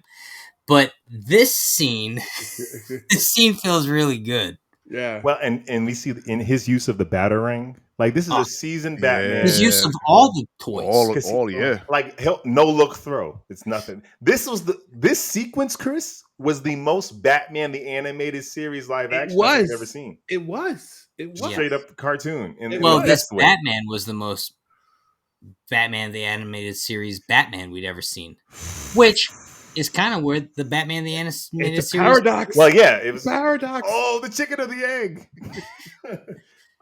So Batman, like they got to get out of here. Batman putting in that work. They're going, but you know, young Barry is helping. He saves Barry from getting shot, and they're out there. He still gets shot through the freaking leg. Got shot to the knee. Worthless. He was like, he was complaining about that. I'm like, yo, is he not going to heal up like anytime soon? I thought he Right. heals quick. What happened? Well, he was eating. I guess he wasn't really eating food, and that's going to help with his metabolism kicking in. So And he he's didn't not have as not as strong as present Barry. So Right. he's I'll tell you just what not I as did like. fast yet. Batman was the one kept jumping in the middle of bullets, and he was getting hit in the back of the cape. Yeah. But later, you saw him stitching up where the bullets were going through his suit. Mm. So I it was still like think he was- probably has he was soft happy parts too. on his suit Yeah. where it's like Well, clearly. that wasn't plated, so it was able to Yeah. graze him. Let's talk about his suit in this one. It's definitely a play on the 89 and Return suit, but you get to see like where the armor and stuff is a little bit more separate, although it's still It's But not it's just also, one rubber bodysuit. It feels like there's plating, but it's still, a little bit more. but we also get where he would have made advancements to the suit after Right. certain encounters were certain. Like he gets shot by the Joker in the movie, and now his suit is far more bulletproof. Yeah. Right. And what I loved about this, when I first heard Keaton was coming, right, Christian? My son's screaming in the background. Yeah. Yeah. But what I love about this is when I first heard Keaton was going to come back, I was like, oh, they're going to give him some Iron Man bat mech suit. They're going to give him some futuristic Kingdom Come like suit because he's older Batman. There's no way they're going to put him back in the suit that I love and remember. Man, was I pleasantly disappointed because they could have easily done that, give him some of that Iron Man suit, and that probably would have made a little more sense. Yeah. But I love that he looks. And you know what didn't bother me in the slightest? Taking machine gun rounds to the suit. Didn't bother me. Same thing Robert Pattinson did that you got so mad about? You know what else didn't bother me? What? Seeing this 60-year-old guy acting 71, Jack. 71. 71, yeah. Seeing this 71-year-old guy acting like he's 26 in the way was moving. I'm looking at a movie that felt like I'm watching a comic book movie, and so I'm with it. With it. You're in. Once you add too much real world stuff, then it's like, well, now you got to be real world. Right. And that's why the as funny, and some people may not like the first sequence because it wasn't grounded enough, but that allows us to have a 71-year-old guy in a bat suit fighting. Exactly. If that first sequence was on some Christopher Nolan tip, we would never buy. His knee would hurt. Yeah, no, it would be. We would never buy it. It would be a mess. Well, we had a 40-year-old Batman that was crippled. They were acting like 41-year-old Christian Bale was like 65 in The Dark Knight Rises. Right. I got to rehab my body. You're 40. Yeah. You're my age right now. What are you talking about? Yeah, the punch is the last thing to go. Man. So yeah, like, and they get to the vault, and they get into another vault, a vault and a vault. No, she's like just in a she's pod in or the some vault, sort. like there's a pod or something. Yeah, and they find. But they still had to crack that code. It wasn't like a vault in a vault, which and is this why dude had Flash. a freaking. It wasn't even. It was like a sidekick. It was a sidekick. Yeah. It was a crazy. This is only like 2013, so that's still too old. But it was cool. Well, I mean, that probably just shows you like how long he's been at it. Right, how long he's been out of the game. Yeah, these are the gadgets he has. Yeah. Exactly. So he's sitting here punching in the codes, and what does the young Flash do? He's got no attention span, runs up, takes it, and the thing starts opening. He's like, "What? I tried all the codes." Right, right. So it pops open. They get in, and who do we see? It's not Superman at all. It's not Kal-El. Nope. It's Kara. Yeah. Right, but they don't know exactly what that is. But and what does Batman do? Batman says, "This ain't the guy. Let's bounce." Young Barry says, "Okay, dope. Let's get out of here." But Barry says, "Hold up. We opened it. Let's save this person." The guy with no powers and no real skills. Right. Is the one to say, let's save Just her. starts carrying the girl, and Batman's carrying young Barry because Barry ends up getting shot quickly after because he's an idiot. Because that's always the thing with Batman. It's like, how much is he stopping bad guys versus saving civilians? And Michael Keaton's Batman was more like stopping bad guys than just saving people. Right. Yeah. Now, here's a great callback they had, though. They all get on this little elevator lift thing. Yes. Batman puts an explosive under it, and he goes, "How much do you weigh?" But it didn't pay off because I was waiting for them to get to the top, and he should have said a little more than 130. Like I was waiting for like the payoff. No, it would have been a little less because for the fact to have worked properly, it should have brought him to the top and stopped at the top. But it shot them so out of the roof of it, it was like his equation was off. That was a missed opportunity for it to have been set up so well. For the thing to have shot out of the top, he needed to have been like, you weigh less than you told me you weigh, right? Yeah, which would have played in the reverse way what Vicky Vale told him, like, I weigh 120. Yeah. And then they stopped midway. It's like, you're more than 120. Exactly, right. So they get up there, and they're pretty much surrounded by all these the guys with Uzis and machine guns, and one of the Barrys, I forget who, say, "Bruce, what do we do? Try not to die." And he just makes the fist. What is he gonna do with that fist? I don't know. But he makes the fist. And then Kara, all the rage from being trapped in there. Oh yeah. She brought the business. Now, people died, Jack, here. Oh yeah, but they had to. People die. well. Look, we're looking at a super powered being who'd been mistreated by, in her opinion, the entire planet. So there ain't nothing worth protecting yet for her.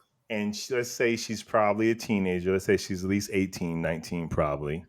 And raging. And even though she's raging, she knocks these guys out. She throws them away, but she doesn't just go brutal, give me blood and bones, ripping you apart, torturing you.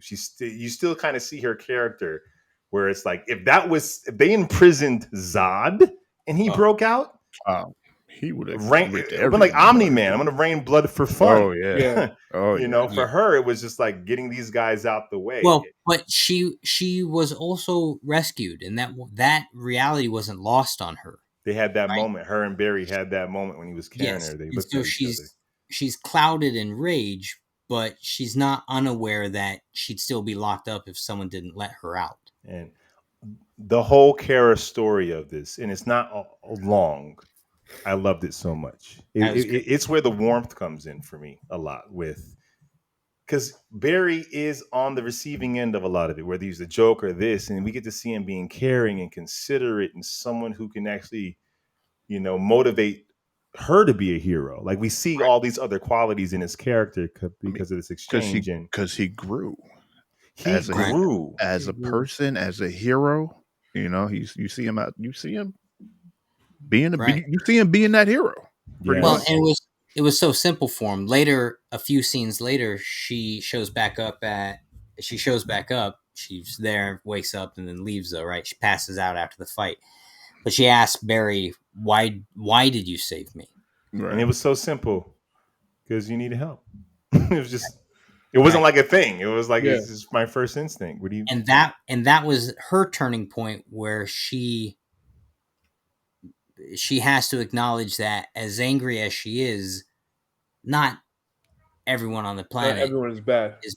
Yeah. Right. Because 2 seconds before that, when they told her to go up to the roof and get sunlight, she was like, "These are not my people." Right. And he's like, and Younger Barry's like, "We have some good ones, professional wrestlers," and just giving like all his likes to try to show there's good things on this planet.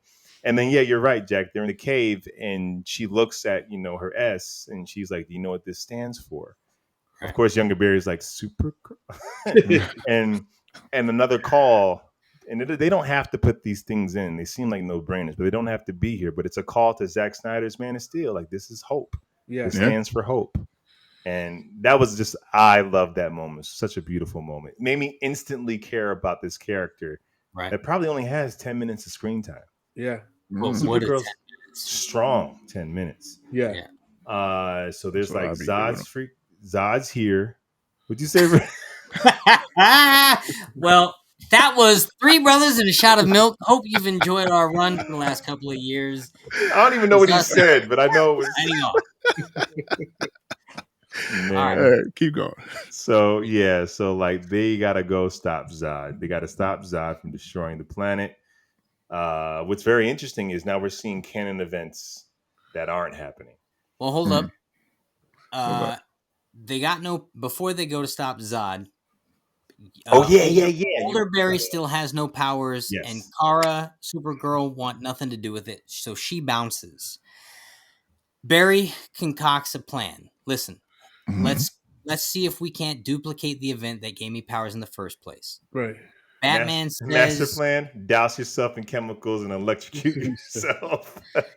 Right. Yeah. Right. So he says, let's do it. So they're electrocuting him. It does not work. Kara shows up, sees Barry in that. Wait, can we talk about this real funny exchange before that? Where like Barry's strapped up to the chair and he has so much confidence because he's like, "We have Batman. What can go wrong?" And they cut to Bruce going, "I think you're out of your mind." But he's not saying no. No, he's not saying no. Now, here's the thing: Ben Affleck's Bruce Wayne might have said, "We're not doing this." Michael Keaton's Bruce Wayne, if you want to get nuts, That's like, Get nuts. this Bruce Wayne is slightly to the right. He's down man. to clown, This dude is man. off, dude. Well, he saves that line for after the team is formed. But Yes. and what a great line. So, anyways, the experiment is not working. So essentially, what happens is Barry Allen's covered in radioactive chemicals, and he's half dead from being electrocuted, and he's like bleeding out of his nose and eyes, and he says, "Do it again." Right. And so Bruce is like, "All right, let's do it again." No, wait. This But he Bruce is crazy though. Bruce is Like, crazy. okay. But he This is what you can't. want. This is what you want. So he's about to zap him again, but machine fried. So he looks over at Barry, essentially like, I guess you're gonna die. He's like, "Hey man, sorry, the machine's toast. Like you're toast." And then here comes Supergirl, floating down from the ceiling, from the top of the Bat Cave into the thing. She breaks off the restraints that are holding Barry to the chair, scoops him up into the arm. He's still doused in the chemical, and she flies up into the nebulous of the cloud, and a healthy dose of electricity hits them. Yep. Flies back down, puts Barry down, and you see he's starting to heal. Yep. Yes. Dude's got powers. No. Wait, Rich, say it, Rich. Not yet, because it didn't work at first until younger Barry came and touched him. You're right. Give him Little that spark. spark. Yeah. Little spark. Then he Speed started healing. Force. Yeah. And then we get Which Batman. I'll be honest with you, I kind of saw that coming. Well, I'm like- that happens in the Paradox movie. I think it happens in the comic. The comic book too. The first attempt fails, and the second attempt is the one where it happens. It always has to fail. It's Nolan's busted Batman climbing out of the cave 3 times until he takes the thing off. You have to fail a couple times before you can succeed. So you've gone through the journey. So we knew that was going to happen. But what I liked about it is it was 2 birds, 1 stone. It was what we knew was going to happen, but it was also Supergirl's a hero now. Yep. Yes. So you get both in one, which is great. And it was also the thing that actually brings the team together, because Supergirl sees the conviction and his willingness to sacrifice himself in order to try to save these people. Mm-hmm. And subsequently, Batman sees the same thing and Kara becoming involved, which is why he goes, "All right, you want to get nuts? Let's get nuts." Which Let's Ben go Affleck's fight. Batman would never say that. He would say, "All right, Nobody's guys, let's Batman go." would say that. No, but this guy's like, he wants all the smoke. He Yeah. wants it to go a little bad, Rich. He wants it to go a little bad. And he owns it, man. He's about that life. He's a psychopath. And again, I'm not so into seeing Batman out during the day, but this movie makes it work. Well, but what's different about this is there's not the option to fight at night. And we're not looking at a Batman who is the creature of the night. We're looking at a Batman who was the creature of the night, but now is, I guess we're going to save the world. Let's go. There's no time. We're looking at a Batman who would operate with the Justice League dynamic, and that's 24/7. Right. If it was Batman operates at night, but this is the group dynamic happening, which is why Michael Keaton during the day didn't feel bad to me. Right. But the other Batmans during the day was like, but still, I guess the bomb's going off. The criminals got savvy. Let's start doing crimes at 8 a.m. He doesn't show up. Yeah. So they're flying there in that jet. And well, before that, we see younger Barry make his costume out of the old Batman. Yeah. Which made no sense because Batman Returns costume. But no, that was for us. He did it mad slow. That was for us to see the spray paint. That was for us He to still watch. could have done it mad fast, and we would have seen it. In First, Chris, you can tell he's when not. He's cutting the ears off of it. Chris, you can tell he's not. We needed to see that Batman Returns suit on screen as much as possible. But let me say this. Yes, I absolutely agree. I agree. But if you could have picked and chose, you could have speed ramped through the moments to slow down to accent. You could have played with it, is all I'm saying. They made fun of Zack Snyder in here because younger Barry was like, it's like everything's in. No, after Kara's fight, he was like, you should have saw that in slow motion. Yeah. Yeah, you're right. That was. I do appreciate they didn't use slow motion to show how fast he is as But much as the but other movies did. but the graphics they used to show him weren't much better than the graphics in some CW content. You're right. mean, Well, I mean, they honestly, this whole movie almost felt like an extended television episode. the CGI. That's the biggest issue Downfall. for me, Yeah. and it's not that harsh because I can't make it better. And this movie is so CGI with real people, and the choices they made to replace Ezra's face on a double instead of having him like shoot it both ways. Because there were some moments where I was like, I can tell that's not Ezra on set. Well, you could tell the back of his head wasn't Ezra's head. But then they put the CGI face on Barry, and I can tell like that's not. We're not there yet in technology. And honestly, after the baby scene, you kind of have to let it go. yeah, that baby. You have to let it go. Once you see the CGI in the first 20 minutes, I'm like, okay, you're telling me where we're at. Yes. I gotta let it go. Yeah. Or I'm gonna be mad the whole time. Yeah. Oh yeah. And some people might be, and that's cool, but I let it go. I let it go pretty early. So they get to Zod. Right. Get to now, canon event. Man of Steel. When Clark surrenders, it buys the whole world time. By no Kryptonians showing up, Zod is like, war now. Yep. Yeah. And starts and the black dude in front of him in the soldier's uniform, to me, that was probably Swan, because he's not the Martian Manhunter. So he probably killed General Swan right there because he was the one that was dealing with the Kryptonian.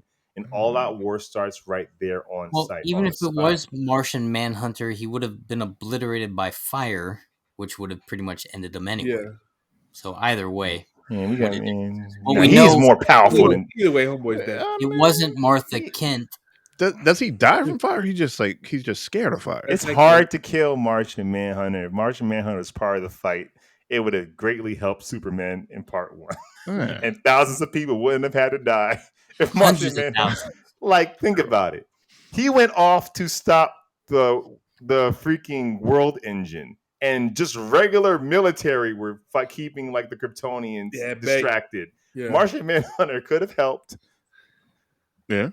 So that's not him. Anyways, so yes, they show up and they start fighting, man. And Supergirl catches wreck. What's interesting is the Kryptonians, it's almost like having superpowers is like you're not pure blooded. We don't even want the yellow sun rays. We don't want we want to turn this Earth into Krypton. Right. We're not trying to have superpowers, which, just like in Man of Steel, gives them an edge. They're not as powerful. So you're able to see Supergirl make light work out of a few of them. Barry's not as much, but they do a little bit better than fighting a superpowered, fully powered Kryptonian. Well, they find a way how to electrocute them with Crossing the stream. They're throwing the rock, the dynasty sign. Yo, man, the Rock, the takeover. Yeah, exactly. So then, and Batman is just on the freaking Batwing, doing some dope stuff. And yeah, I just love everything about Malkin's Batman DC. He's just so smart. He makes good choices as Batman. Well, he's a seasoned Batman. He's is. been doing it. So that's what you get. Like even when he wrecked the jet after like probably the second time they came back, and he was fighting the soldier. He was like jumping on him. He hit him with the batarang with the grappling hook. Got on him, hit him with the bomb, went around to the front of him, hit him with the bomb again, and then got knocked off. And he had that one last bomb on him. Like that's a seasoned dude right there. Yeah, what he's doing. And such iconic Batman behavior. Because this Batman's not afraid of blowing people up. We saw that already. Definitely not. This Batman's killed a lot of people in his day. He blew up a whole facility. Like full of henchmen. Rich, in Batman Returns, he puts a bomb in a henchman's belt and throws him down a freaking for no reason. Yes, he does. He didn't have to blow him up.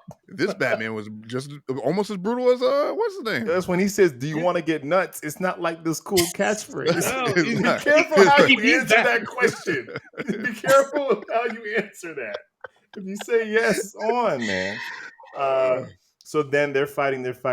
Barry's doing some really cool stuff. Kara's fighting Zod. She has him, man, dead to rights. He's pretty much like impressioned in the ship. She's one. Yeah. But Zod crashes and that shanks her right through the stomach. Okay, now, Oz, old school. now I got a question about this. Mm. How? That's still I think they're Kryptonian. still susceptible to Kryptonian What? tech. I would That imagine. blade is How's that? Kryptonian. Yeah. Yeah. All the stuff they're using is from Krypton. That's not like, stuff that you got along the way. But she's not. She's just impervious. It's not like it's laced in kryptonite. No, Superman is still susceptible to things from Krypton, and that blade Why is don't from that Krypton. happen in the other movie? He doesn't get in that position. He doesn't get in a position to get stabbed. Thank you, Chris. Reason. Huh? In Man of Steel, they never like shanked him with a Kryptonian knife and it broke on him. He just was never in that position to find out what would happen. Right. Because she I was don't fighting. know. Because when she got shanked, didn't he found out that, or she found out that Clark was dead, right? Or was that just before? Oh, before That that, was- just before Yes. that. Okay, we jump. So What did you do? Zod, oh, so dope. Zod learned. Well, she learns from Zod That he that intercepted, he intercepted Clark, the pod. Right. Kal-El. The Yeah. baby didn't make it. Pretty He much. And didn't have then the he code needed. mutilated the baby in order to try to extract the codex, but in In fact, the this codex world, is it's in Kara. Right. So then after he shanks her, and here's the thing, Jack. When in Man of Steel, when they're like Superman's getting punched in the face by those guys, their gloves don't break apart on his skin, do they? That armor doesn't shatter on impact. You can roll your eyes all you want. It doesn't happen because Kryptonian, and we saw what happens to him in the ship under a Kryptonian atmosphere. He's still susceptible to things from Krypton. But he's not in a Kryptonian atmosphere. He's on Earth. But when he gets punched in the face with an on Earth. armored glove, it doesn't break apart because that Okay. armored glove is made Just from Chalk Krypton. it up to it needed to be whatever it needed to be. No, it actually makes sense, Yeah. Jack. I just chalked, moving like I said, I just chalked it up as just Kryptonian stuff is going to be as strong as say you Yeah. getting punched with someone wearing an armored glove. Right. I guess Yeah. the metal also has superpowers. No, but the No, it metal was made probably, from material from Krypton, so therefore they probably had some type of like endowment. If we want it's to go made like from material from Krypton, which is also absorbing solar radiation. right. There Right. we go. It's got That's it. No, Yeah, it I doesn't like- take I too like much that one. geeky I stuff like to that play one. There you around go. with this. That's what I just said. No, probably run the tape back. So going. basically, Kara dies, Batman dies, and they're both like, okay, We got to let's go back. You gotta We go gotta back. go back in time. But he doesn't want to do it because he's like, Younger Barry, you're not fast enough, Young Barry. And he's like, Younger let's Barry try. says- Automatically, we're seeing just a little bit more aggression in Younger Barry. Yeah. Yeah. Why? Because Barry dealt with trauma ever since he was 12 years old, and he's had to learn to deal with it. This Barry's never dealt with trauma. Yeah, he's So a now, habit. so he's getting it immediate trauma while being godlike powerful in the height of battle, which is creating a different Barry. So he goes. Barry tries to keep up with young Barry. They wind up getting into the sweet spot in the Speed Force where they can go on the cosmic treadmill or whatever and run back, moonwalk their way to the Walking past. back, that's right. And they do it, and they try again, and they fail. Yep. And a They really realize that both Kara's death here and Batman's death, regardless of how it happens, are canon events, and there's no Right. way to undo Yeah. it. and you get a Older real- Barry makes that connection. Younger Barry refuses to play in the ballpark. You get a Right. really sweet moment with Michael Keaton with Batman and the Flash, where he's Yeah. like, "You brought me back, didn't you?" He's like, and it was just like it was almost like Michael Keaton saying, "Thanks knew. for bringing me back." Yeah. But it's also like the actor saying, Yeah. I'm Yeah. happy to be But back." that was what was so cool. The first time they went back, Flash says, "Don't go to the ship. It has whatever," and Batman, without missing a beat, goes to do something else instead. But there was that soft recognition that he understood what had happened. Yeah. Mm-hmm. It's like, all right, now we're mixing the spaghetti a little more. That's why Michael Keaton's Batman is so effective. Because even in the kitchen, this guy is nuts enough to just buy it. Like Ben I'm be Affleck's honest- Batman would take more convincing. This Batman's like, sure, Yeah. let's electrocute him again. I didn't get that from that. I just got that, again, a seasoned Batman. He got some intel saying don't get the ship, whatever, and he just Right. boom, go to the next But target. it made sense when he said thanks for when he said, "Thanks for bringing me back." Right. Yeah. Right. And so we understood that there was a few truths happening in that line. There was, "Thanks for bringing me out of the Batcave and back as Batman for a day or two," and there was, "I know you've probably saved me a couple times already. Right. Don't Right. press." This is a canon event. There's nothing. This is it. Right. You already Yeah, brought me back. you saw the subtext of that was connected to that. And then the third thing was the whole meta that Lawrence is talking about, that Michael Keaton is, "Thanks for bringing me back." Yeah.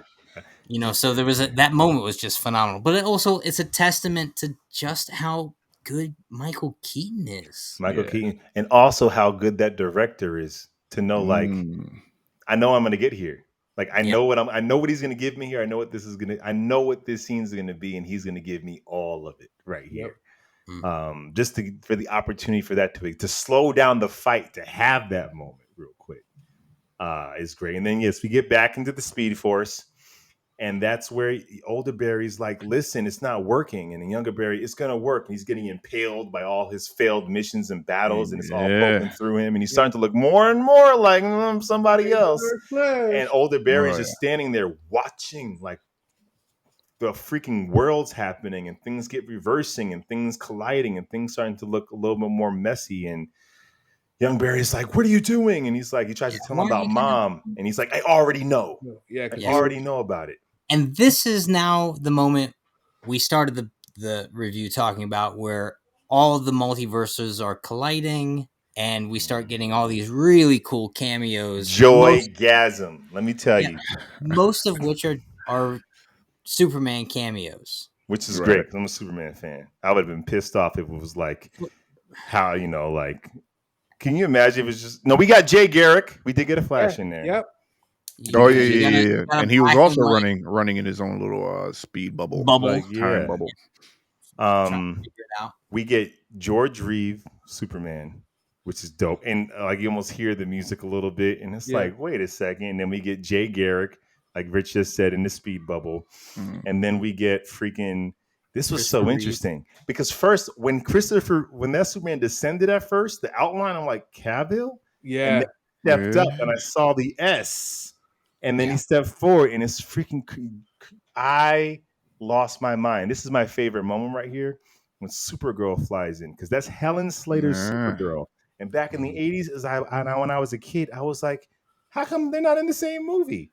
I've been waiting to see them on screen together for the last 35 years.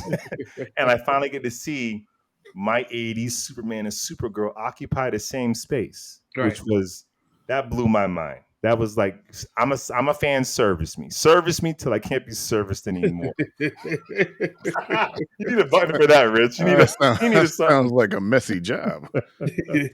And then Nick Cage. Yep. Fighting a giant metal spider. And for those who don't know what that means, way back when Tim Burton was going to do a Superman movie starring Nick Cage, a script written by Kevin Smith, in which he fights a giant mechanical spider, never to be seen. It fell apart. So the fact that this director was like, I'm not just going to give the fans something they want. I'm going to show Kevin Smith and Tim Burton a part of their vision that never came to be. What they wanted to create is going to be now on screen forever in film form. Yeah. That's like, and was sick. And it made no sense for the movie. It didn't push the plot forward. It was just this really extended game. Yeah, no, who cares? I agree. That was, but the and the suit, his super suit. Yeah, and man, his underwear is super long too. Hey, it's Nick Cage, baby. It's Nick Cage. It's Nick Cage, baby. Yo, but that scene was sick. But the scene was so good, it really made me want them. The second they did that, you wanted it all. I was like, you have to at least touch on it, even if it's like the film reel going by super fast, and you just show me one frame of all the everything. Boom, boom, boom, boom, boom, boom, boom. Then I'm like, oh shit, man. They're saying yes, yes, yes. Everything you know existed and everything you don't know exist too. I'm with you. It'd be mad expensive. You gotta pay all them people. Yeah. Not listen, they didn't even need to be known actors. You could have shown me the glimpse of all these things. Put 100 unknown actors in 100 fun suits. That would have done nothing. It would have. These work because they're already. You know what it would have showed exist. you? It would have showed you the multitude of the multiverse, which is what the Spider-Man movie did so well.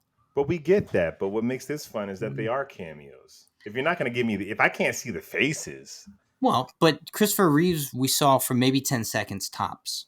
That's fine. Yeah, that's good. what I'm saying. But if it was just Jay Garrett Flash you saw for 2 seconds, which was, I don't think that was an actor we know. I don't know if that was the actor. But that's my point.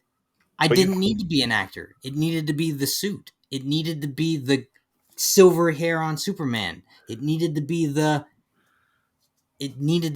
everything. You could have showed me a masked up Batman where I never see him, but I know, oh shit, that's Beyond. You could have showed me everything once. Jack, there's no way I can argue with what you're saying. Yes. How could you? Yeah. That would you either do a thing or you don't do a thing. That's where I disagree. But I agree with what you're saying would have been fire. But that doesn't mean that I still loved what they did. And I'm cool with what they did.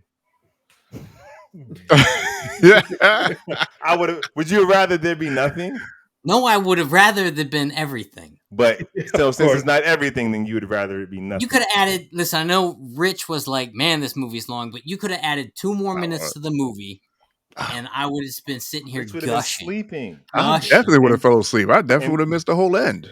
I'm not saying add 20 more minutes of montage. I'm saying add 2 more minutes of montage so I fill in Jack, all the gaps. I don't think you understand how quickly I fall asleep. He's 2 more minutes. Jack.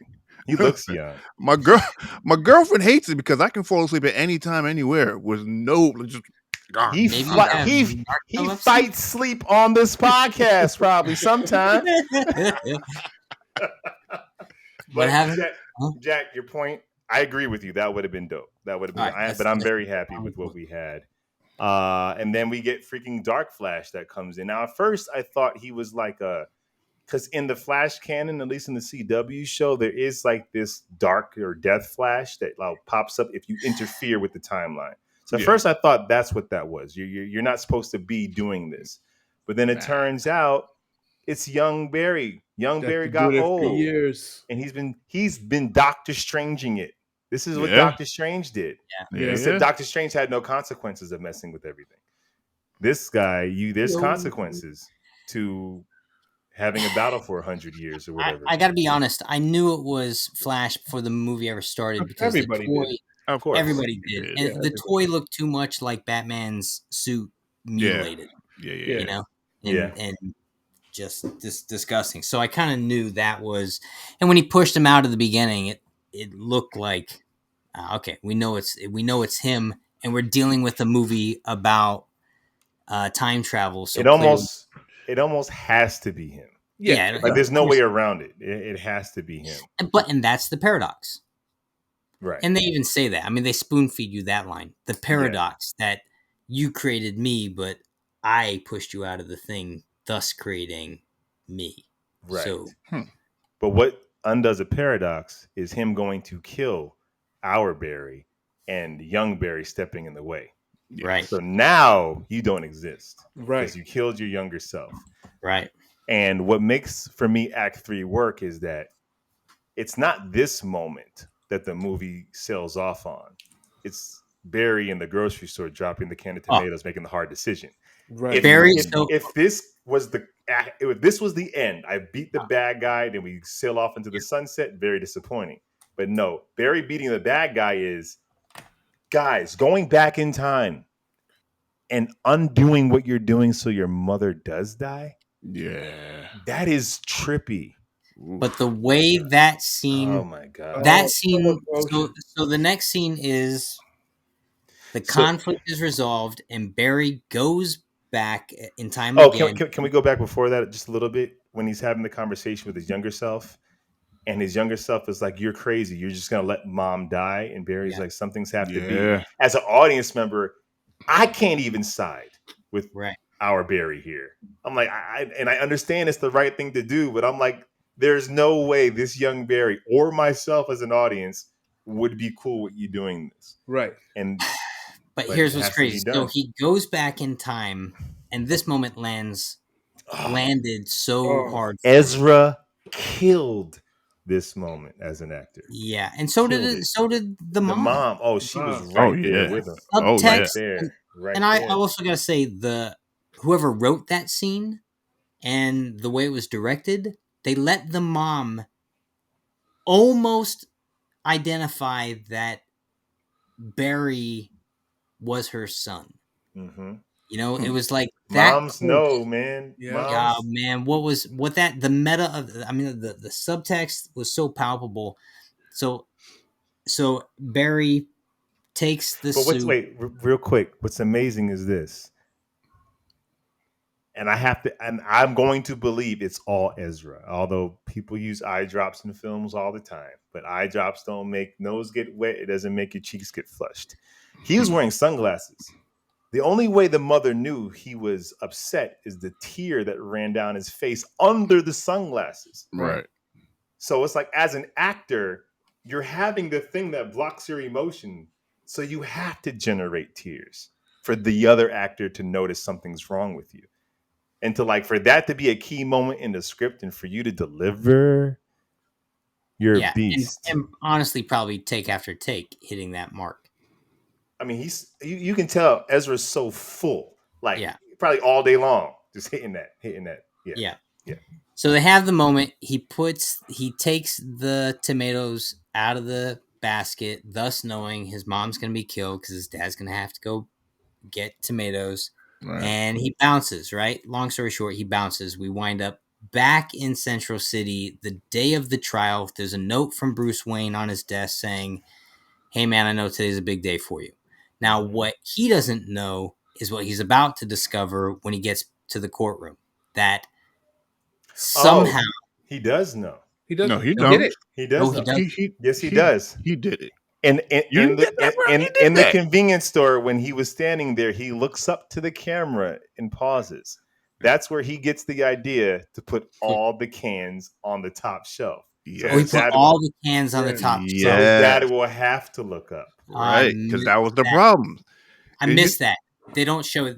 I see. Yeah, you're right. You're They you leave see it him for you. put it on the bottom shelf, and then you see him look up. That was the moment. Which the odd thing to me is that also means when Bruce Wayne fixed the corrupted footage, he would have saw Barry that day. Nah, He would have saw Barry that day. Can he be seen on camera when he's super fast? He wasn't super fast when he just looked up. Yeah, he stopped. Oh, he wasn't. Well, it didn't. Are Maybe you he sure? did. Maybe he did, and he knows. No. But he had that whole scene with his mom, and then he walked over and put the soup down. So it didn't. And he seem looked like up right to the camera. Yeah, it's like you. Yeah. So I got the feeling when I was watching it, wouldn't Batman see him and be like, "How is Barry 20 years earlier?"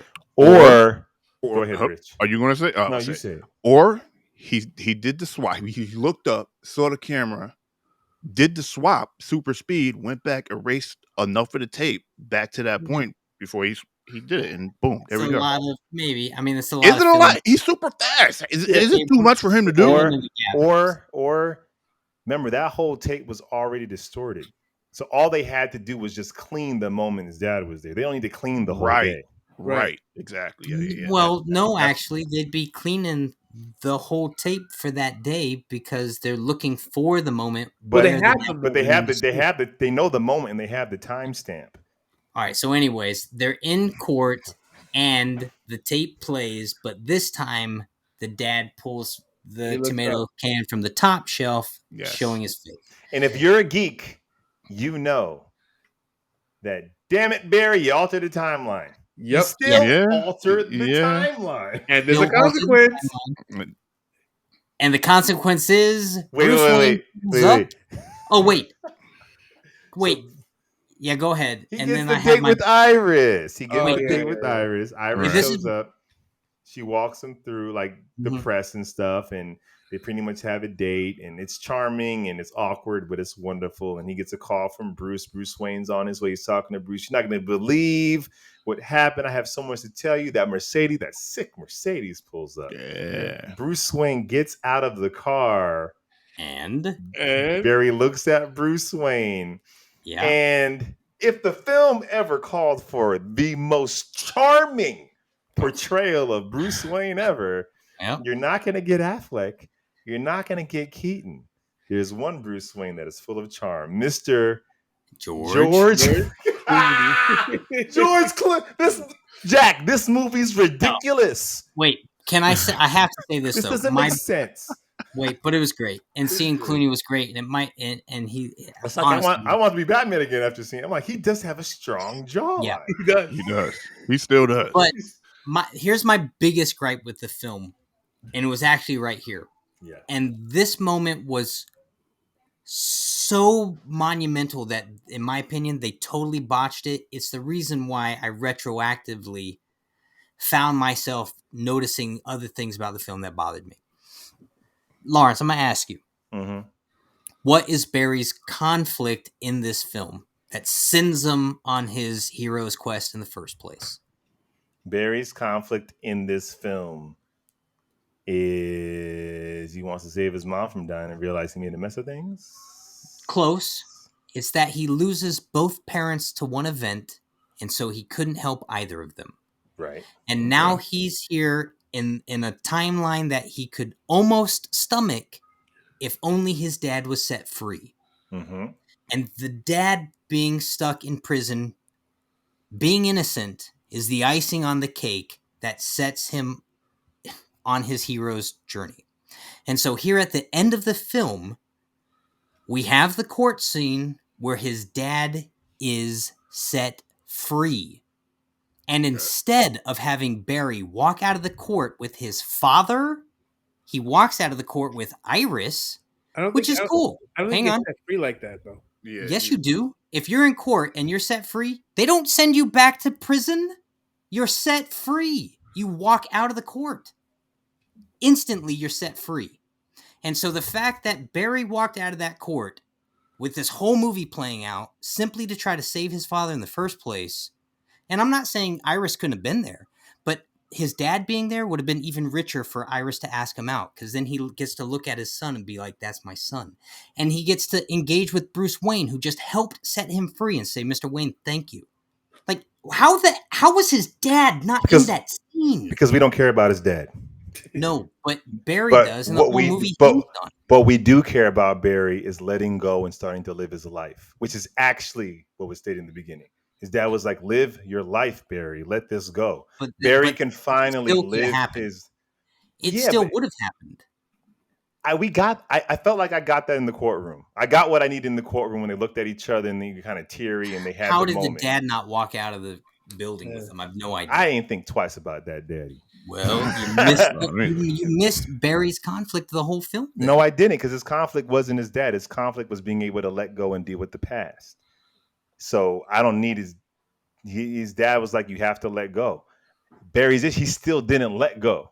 So it's not his physical presence of his dad to me doesn't matter so much as him going on the date with Iris is Barry now letting go. That still could have happened though. Yes, but it's not intimate. Asking a girl out with your father standing next to you. And the dad could have been the one who said, who pulls himself off to the side and be like, "It's okay, son. Take a minute to go take a moment." Why does he? There's no way that I just saved the world. I don't need a pep talk from you. Been in jail for 13 years. What can you tell me? You definitely have to go. You definitely have to go back and get processed if you get set free. All right, hang on. All right, guy. I had to look this up. I'm like, wait a minute. There's definitely steps for this. Yeah, that's how I read it too.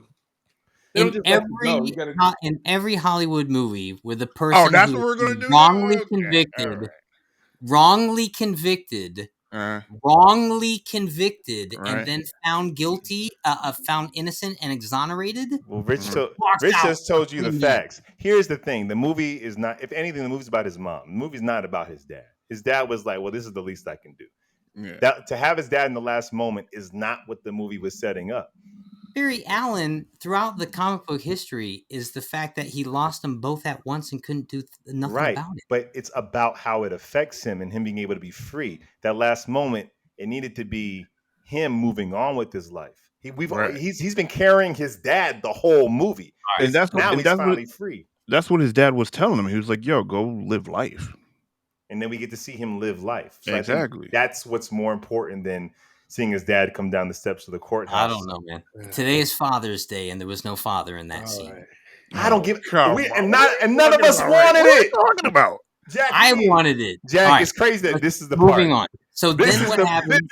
part that made him go through the whole movie and pick out all the. This is because his dad's right. being processed for his freedom. Yeah, okay. And And probably- then we get the And post then- credit. Well, yes, which It was inconsequential. Didn't make a difference. It did, yeah, it was. It Like was most ah. it was almost worse than that. It was like it was almost like it added a deficit to the content. It didn't just not do anything. It's like it did what Thor: Love and Thunder did. How is Aquaman still this? How are you still? Well, we're assuming because the universe is slightly different now. So he reverted back to being this maybe guy. that's Like how at we the get- end of that's- Aquaman 1, it's like, oh shoot, he stepped up. He's taking the throne. That's He's how we got to becoming read the it. thing. Is maybe some of those events never happened. Even that's how I read it. It still doesn't leave me with story. It just shows me, They could pick something better for a post credit scene, or just not a post credit scene. Yeah. Or just not Right. a post credit scene. I thought about that too. I was like, maybe we don't need it for every film. And I'm sure they had a dope post credit scene when they originally had an idea for the universe before James Gunn came in and we're going to change things. So if you don't have one, you don't have one. One thing I brought up to Chris, I've talked to Chris about this movie, and just in case you and Rich hated on it, I wanted to have a good time before you guys crushed my childhood. One thing I said to Chris, Chris, how does it feel to know that your favorite Batman is destined to just die as the Earth gets terraformed to Krypton? Like at the end of the day, Michael Keaton's Batman's swan song is he dies at the hands of Zod. But my answer was with the multiverse, there's always that chance. Now, I had a theory I want to run by you guys. Here's I my didn't theory. even identify him as the 89 Batman. Oh, I did. More as a variant of the 89 Batman.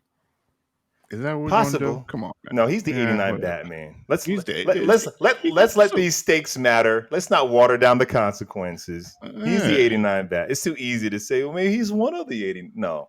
But here's my theory, my headcanon. I want to pitch this guys to you. Okay. Barry messed everything up because this is what happened in Man of Steel. Clark turns himself into the authorities. After that, he turns himself into Zod, learns Zod's plan, buys time, has the battle in Smallville, wins over the military's trust. They now work together. We'll distract Zod while you destroy the world engine. What happened here is, and I have to believe, this is head theory, I have to believe that when Zod went over the broadcast, those Russian people were ready to hand her over. These aliens came to collect. If they would have handed her over, I believe the series of events might have played out the same way. But by her not showing up to be handed over, war started days before it would have in Man of Steel. Man of Steel, they had time because Clark handed himself over. And in the movie, you saw when Batman was flying in, they had to not just fight Zod, they had to fight their own military. Right. As opposed to Man of Steel, where Superman and the military were working together to fight Zod. So I feel like if Barry never showed up, the Russians would have handed Kara over, and the events probably would have played out similar to Man of Steel, and that world wouldn't have been destroyed. In my theory. Interesting. Because that's the only difference, is that Zod decided to like fight on sight. Right. And we saw in Man of Steel when Superman rolls up to the ship, that's where the battle would have happened that early in the movie if he didn't show up. But why did Zod even roll up to that location? The only reason Zod rolled up to that location is because Superman turned himself into the U.S. military. And then they agreed on a meetup. Zod sent out his signal in every language But known on the planet. but in my headcanon, and maybe they already explained it, Zod was like, I want to meet you here on this day. If he doesn't show up, I got that, but why did he choose? He doesn't know America That just over happened to be Russia. where he was. I think that's just happenstance. That's just where he landed, I think. Yeah, I don't think it could have been anywhere. I think that was just happenstance. So Lois Lane could be there. So they weren't such a populated area, like Power Rangers. There you go. Jack's asking, like, why was it in Ireland? Like, why did it have to be America? And I think that's why was it the U.S. military at all? Could have been any military 'Cause we're- faction. Why was the U.S. military? No, even there? because we're America. The U.S. military showed up because they had Superman. Zod didn't touch down to meet with the U.S. military. He was like, I'm going to be here on this day. If Kal-El, you don't show up, it's going to be a problem. Right. And then the military went to go meet Zod. And Zod's like, where is he? You're keeping him from me. But it was a military base in the desert. It wasn't a base. I felt like there was no base there. That was like a battleground. Desert. It was just desert. It was like Joshua Tree military desert kind of setting. But it was no base. It was in the Man of Steel movie. No, there was no base out there. Go back and watch that movie. They have all their stuff set up in like barracks and. I don't think at the meetup. Didn't they meet relatively close to that location? I just remember there being desert and tanks. Yes, desert and tanks. That's to me. It was like California Joshua Tree-esque military palm desert. Either way, I think Kara would have been turned in. They would have bought time, and the events of Man of Steel would have played out, but different. That's interesting. Therefore, that world would still exist. So, should we rank this thing? Let's do it. Wait, real quick. Better be this has been a 2-hour conversation, Joe. Hey man, y'all want views on YouTube or not? What other Batman would you prefer to come out that car?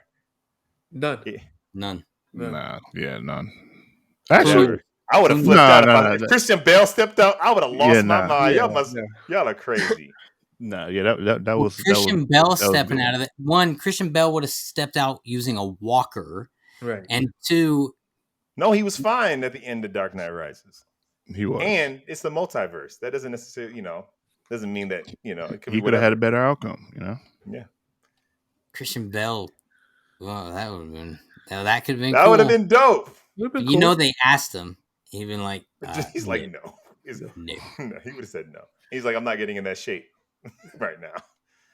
But that's a good point too. Why Bell didn't have like a frame or two where we saw him? You gotta pay him. You don't want to pay all these people for 2 seconds. Yes, and not that much.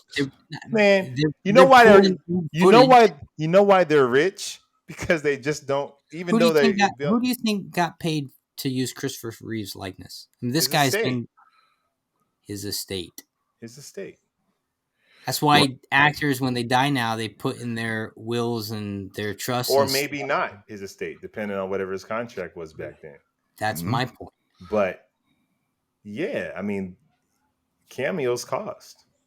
And Christian Bale might have said no. And this is more than a cameo. This was like, you're acting. This was like...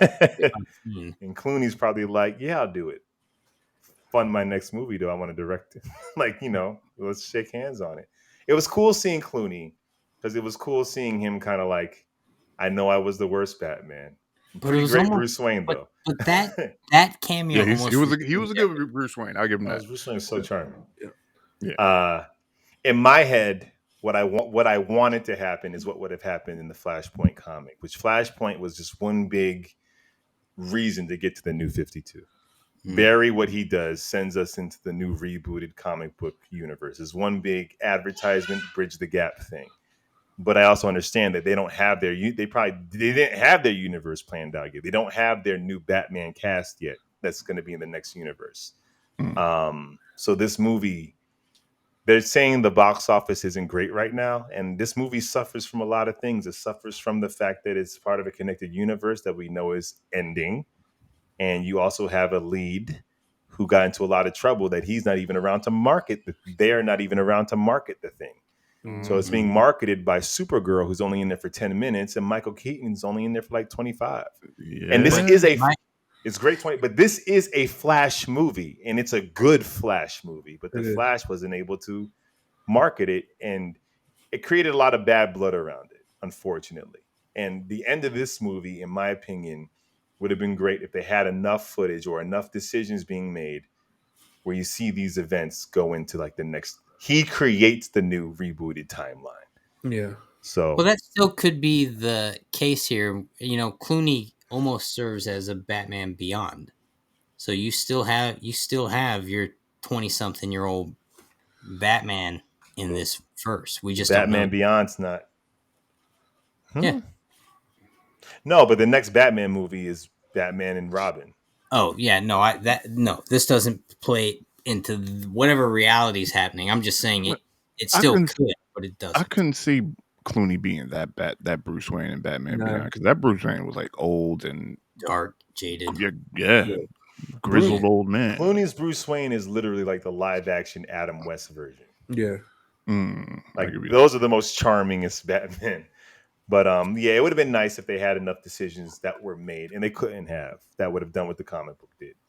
Like this happens so we can reboot the universe, and then you get a glimpse at it at the end. But that also means Robin is around in this.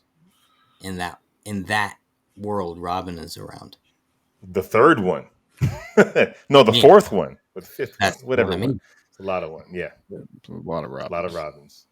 So that would have been nice if it did, but I know that it didn't. Which made the post-credit scene feel like, what was the point? Like, if you can't further, if you don't have continuity to further, then what's the point? Or they could have done what you wanted, Jack, is the post-credit scene is him and his dad eating spaghetti. How was your day, son? Let me tell you about it. You know, honestly, that would have been better. That's why I'm going back in town to tell me ideas so I can be a studio executive. What movie did we just see that actually was the post-credit scene? That was Guardians of the Galaxy. Guardians of the Galaxy. Yeah, they were eating soup. That would have been easier resolution for this film to have actually just been the same scene. Yeah, and we might have said it's the same thing, but it's what. Yeah. It's what it would have hit harder than him and Aquaman and him sleeping in a puddle because he can breathe underwater. Yeah, that was just a waste of my time. You sit there the whole credits and that's what you get? Yeah. That's what you give me? So let's rank this thing. Yeah. Let me go first because I gotta drop off. I'm giving this thing a strong 9. 9! It just came together for me. Man, okay. Keaton still got it. I loved it. I loved it. Okay. So I gave Spider-Man and the Batman a 9. Is this on Spider-Man No Way Home's level? This is tough because I'm a fan and they serviced me and they gave me everything I want and they gave it to me good and hard. Oh man, I got nothing for that. But there were problems, and the CGI is a massive problem in a CGI movie. So for that, 8.5. 8.5. Okay. I was going to give it a... Hi, Chris. Happy Father's Day. Thanks, guys. Catch up with you guys later. Later. I'm going to give this again, I also had problems. Good movie to watch. Don't get me wrong. There were issues. Things that just didn't make sense. And the CGI was kind of duty. And the fact that the director was like, yeah, we know that it's bad. Just accept it. Like, yeah. I'm giving it a 7.5. What did you give Transformers? What did I give Transformers? I feel like I gave Transformers a 6. Did I? No. You'll end up giving it a high score. I gave it an 8, I think. Transformers was better than this? Slightly, yeah. Bite your tongue, Wilson. I'm not biting nothing. So 7.5, 9, 8.5. I gotta also give it a 7.5. And what's crazy about it is I like this movie so much. Mm. I really, really enjoyed it, but the CGI was beyond. rough. It was so rough. It was beyond Yeah. noticeable. The strengths of the film were Keaton, Supergirl, and Ezra was really great when it mattered, you know? The end of the film really lost points for me. For me, it lost points. I needed the resolution with the father because I'm watching a whole movie that was about this to me. And what was what was the post credit about? It's like, Yeah, that's like extra. That's like, I know, but sometimes you're better off with just leaving a thing. Yeah. And they could have just left this thing, and it would have been a better taste in my mouth than the taste they left in my mouth. See, I was gonna let the first one go. He came back for more. So collectively we have given it an 8. You know what's Which crazy? You know what's crazy? I'm gonna say this right now. What's crazy is we're so used to comic book entertainment that we're seeing a movie, and this is I'm not criticizing your scores. I'm talking about just us as a culture.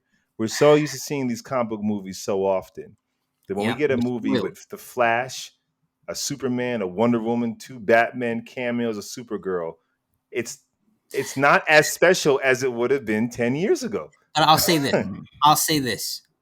You would have lost your mind if this was 2009. I want to give this movie a higher score, but the other thing that massively deducts points is at the climax of the film, they open the Pandora's box and they give me one of the best cameos I've seen in a film. Jack, you're on your own with this one. I know. How you feel? It was exciting for me because I was expecting very little from it, but the fact they put the spider in there and seeing Reeves, as much as it also felt kind of cheap to me, seeing him meant a lot to me. But I was like, it was so underplayed. I was like, how do we have no Henry? How do we have no Tom? To how do we me, have no this? To me, that's us in 2000. That's us in 2023. But if we went back to 2009, we would have just been happy to have a 10-second cameo of the woman that played Lois Lane in the original movie. Absolutely. But now we're getting all of this stuff, and we're like, it's not enough. But it's like this: Endgame changed the game, and then Spider-Man: No Way Home elevated the game, and what the Spider-Man. Now we're spoiled. We're spoiled. So we get a Christopher Reeve, George Reeves cameo, and we're still like, that's not enough. It's not enough. You're right. I'm like, like, Rich, when I came up, Ben Affleck was Daredevil in a red leather suit. He was. Y'all don't know how good you got it. And that still wasn't the worst movie in the world. It wasn't. IMDb gave this thing 7.4, so we're not too far off. Yeah, some people are really mad at Ezra though. So there is some, which is also kind of like, listen, there's a thing around the film, and it'd be a lie not to acknowledge it. Just is what it is. It is what it is, man. So you say collectively that's a what, Jack? It's 8 point. Oh, 8 point. It's an 8 point something. So 8. We gave it an 8. Gave it an 8, which I think is better than a lot of people are giving it. So that's fine. So we are giving it an 8. Thank you for sitting for this ride. You can always hit the fast forward button and we'll speed like the Flash. Or you could go back in time and watch it again. Yes. Make sure you like, comment, subscribe, all of that stuff. Hit the links in the description. We got a podcast. We got social media. Check us out there, and we'll be back. Same Flash time. Same. No, not the same Flash time. Alternate Flash channel. What's happening? Bye. Worse. What's up, y'all? Welcome to 3 Brothers and a Shot of Milk.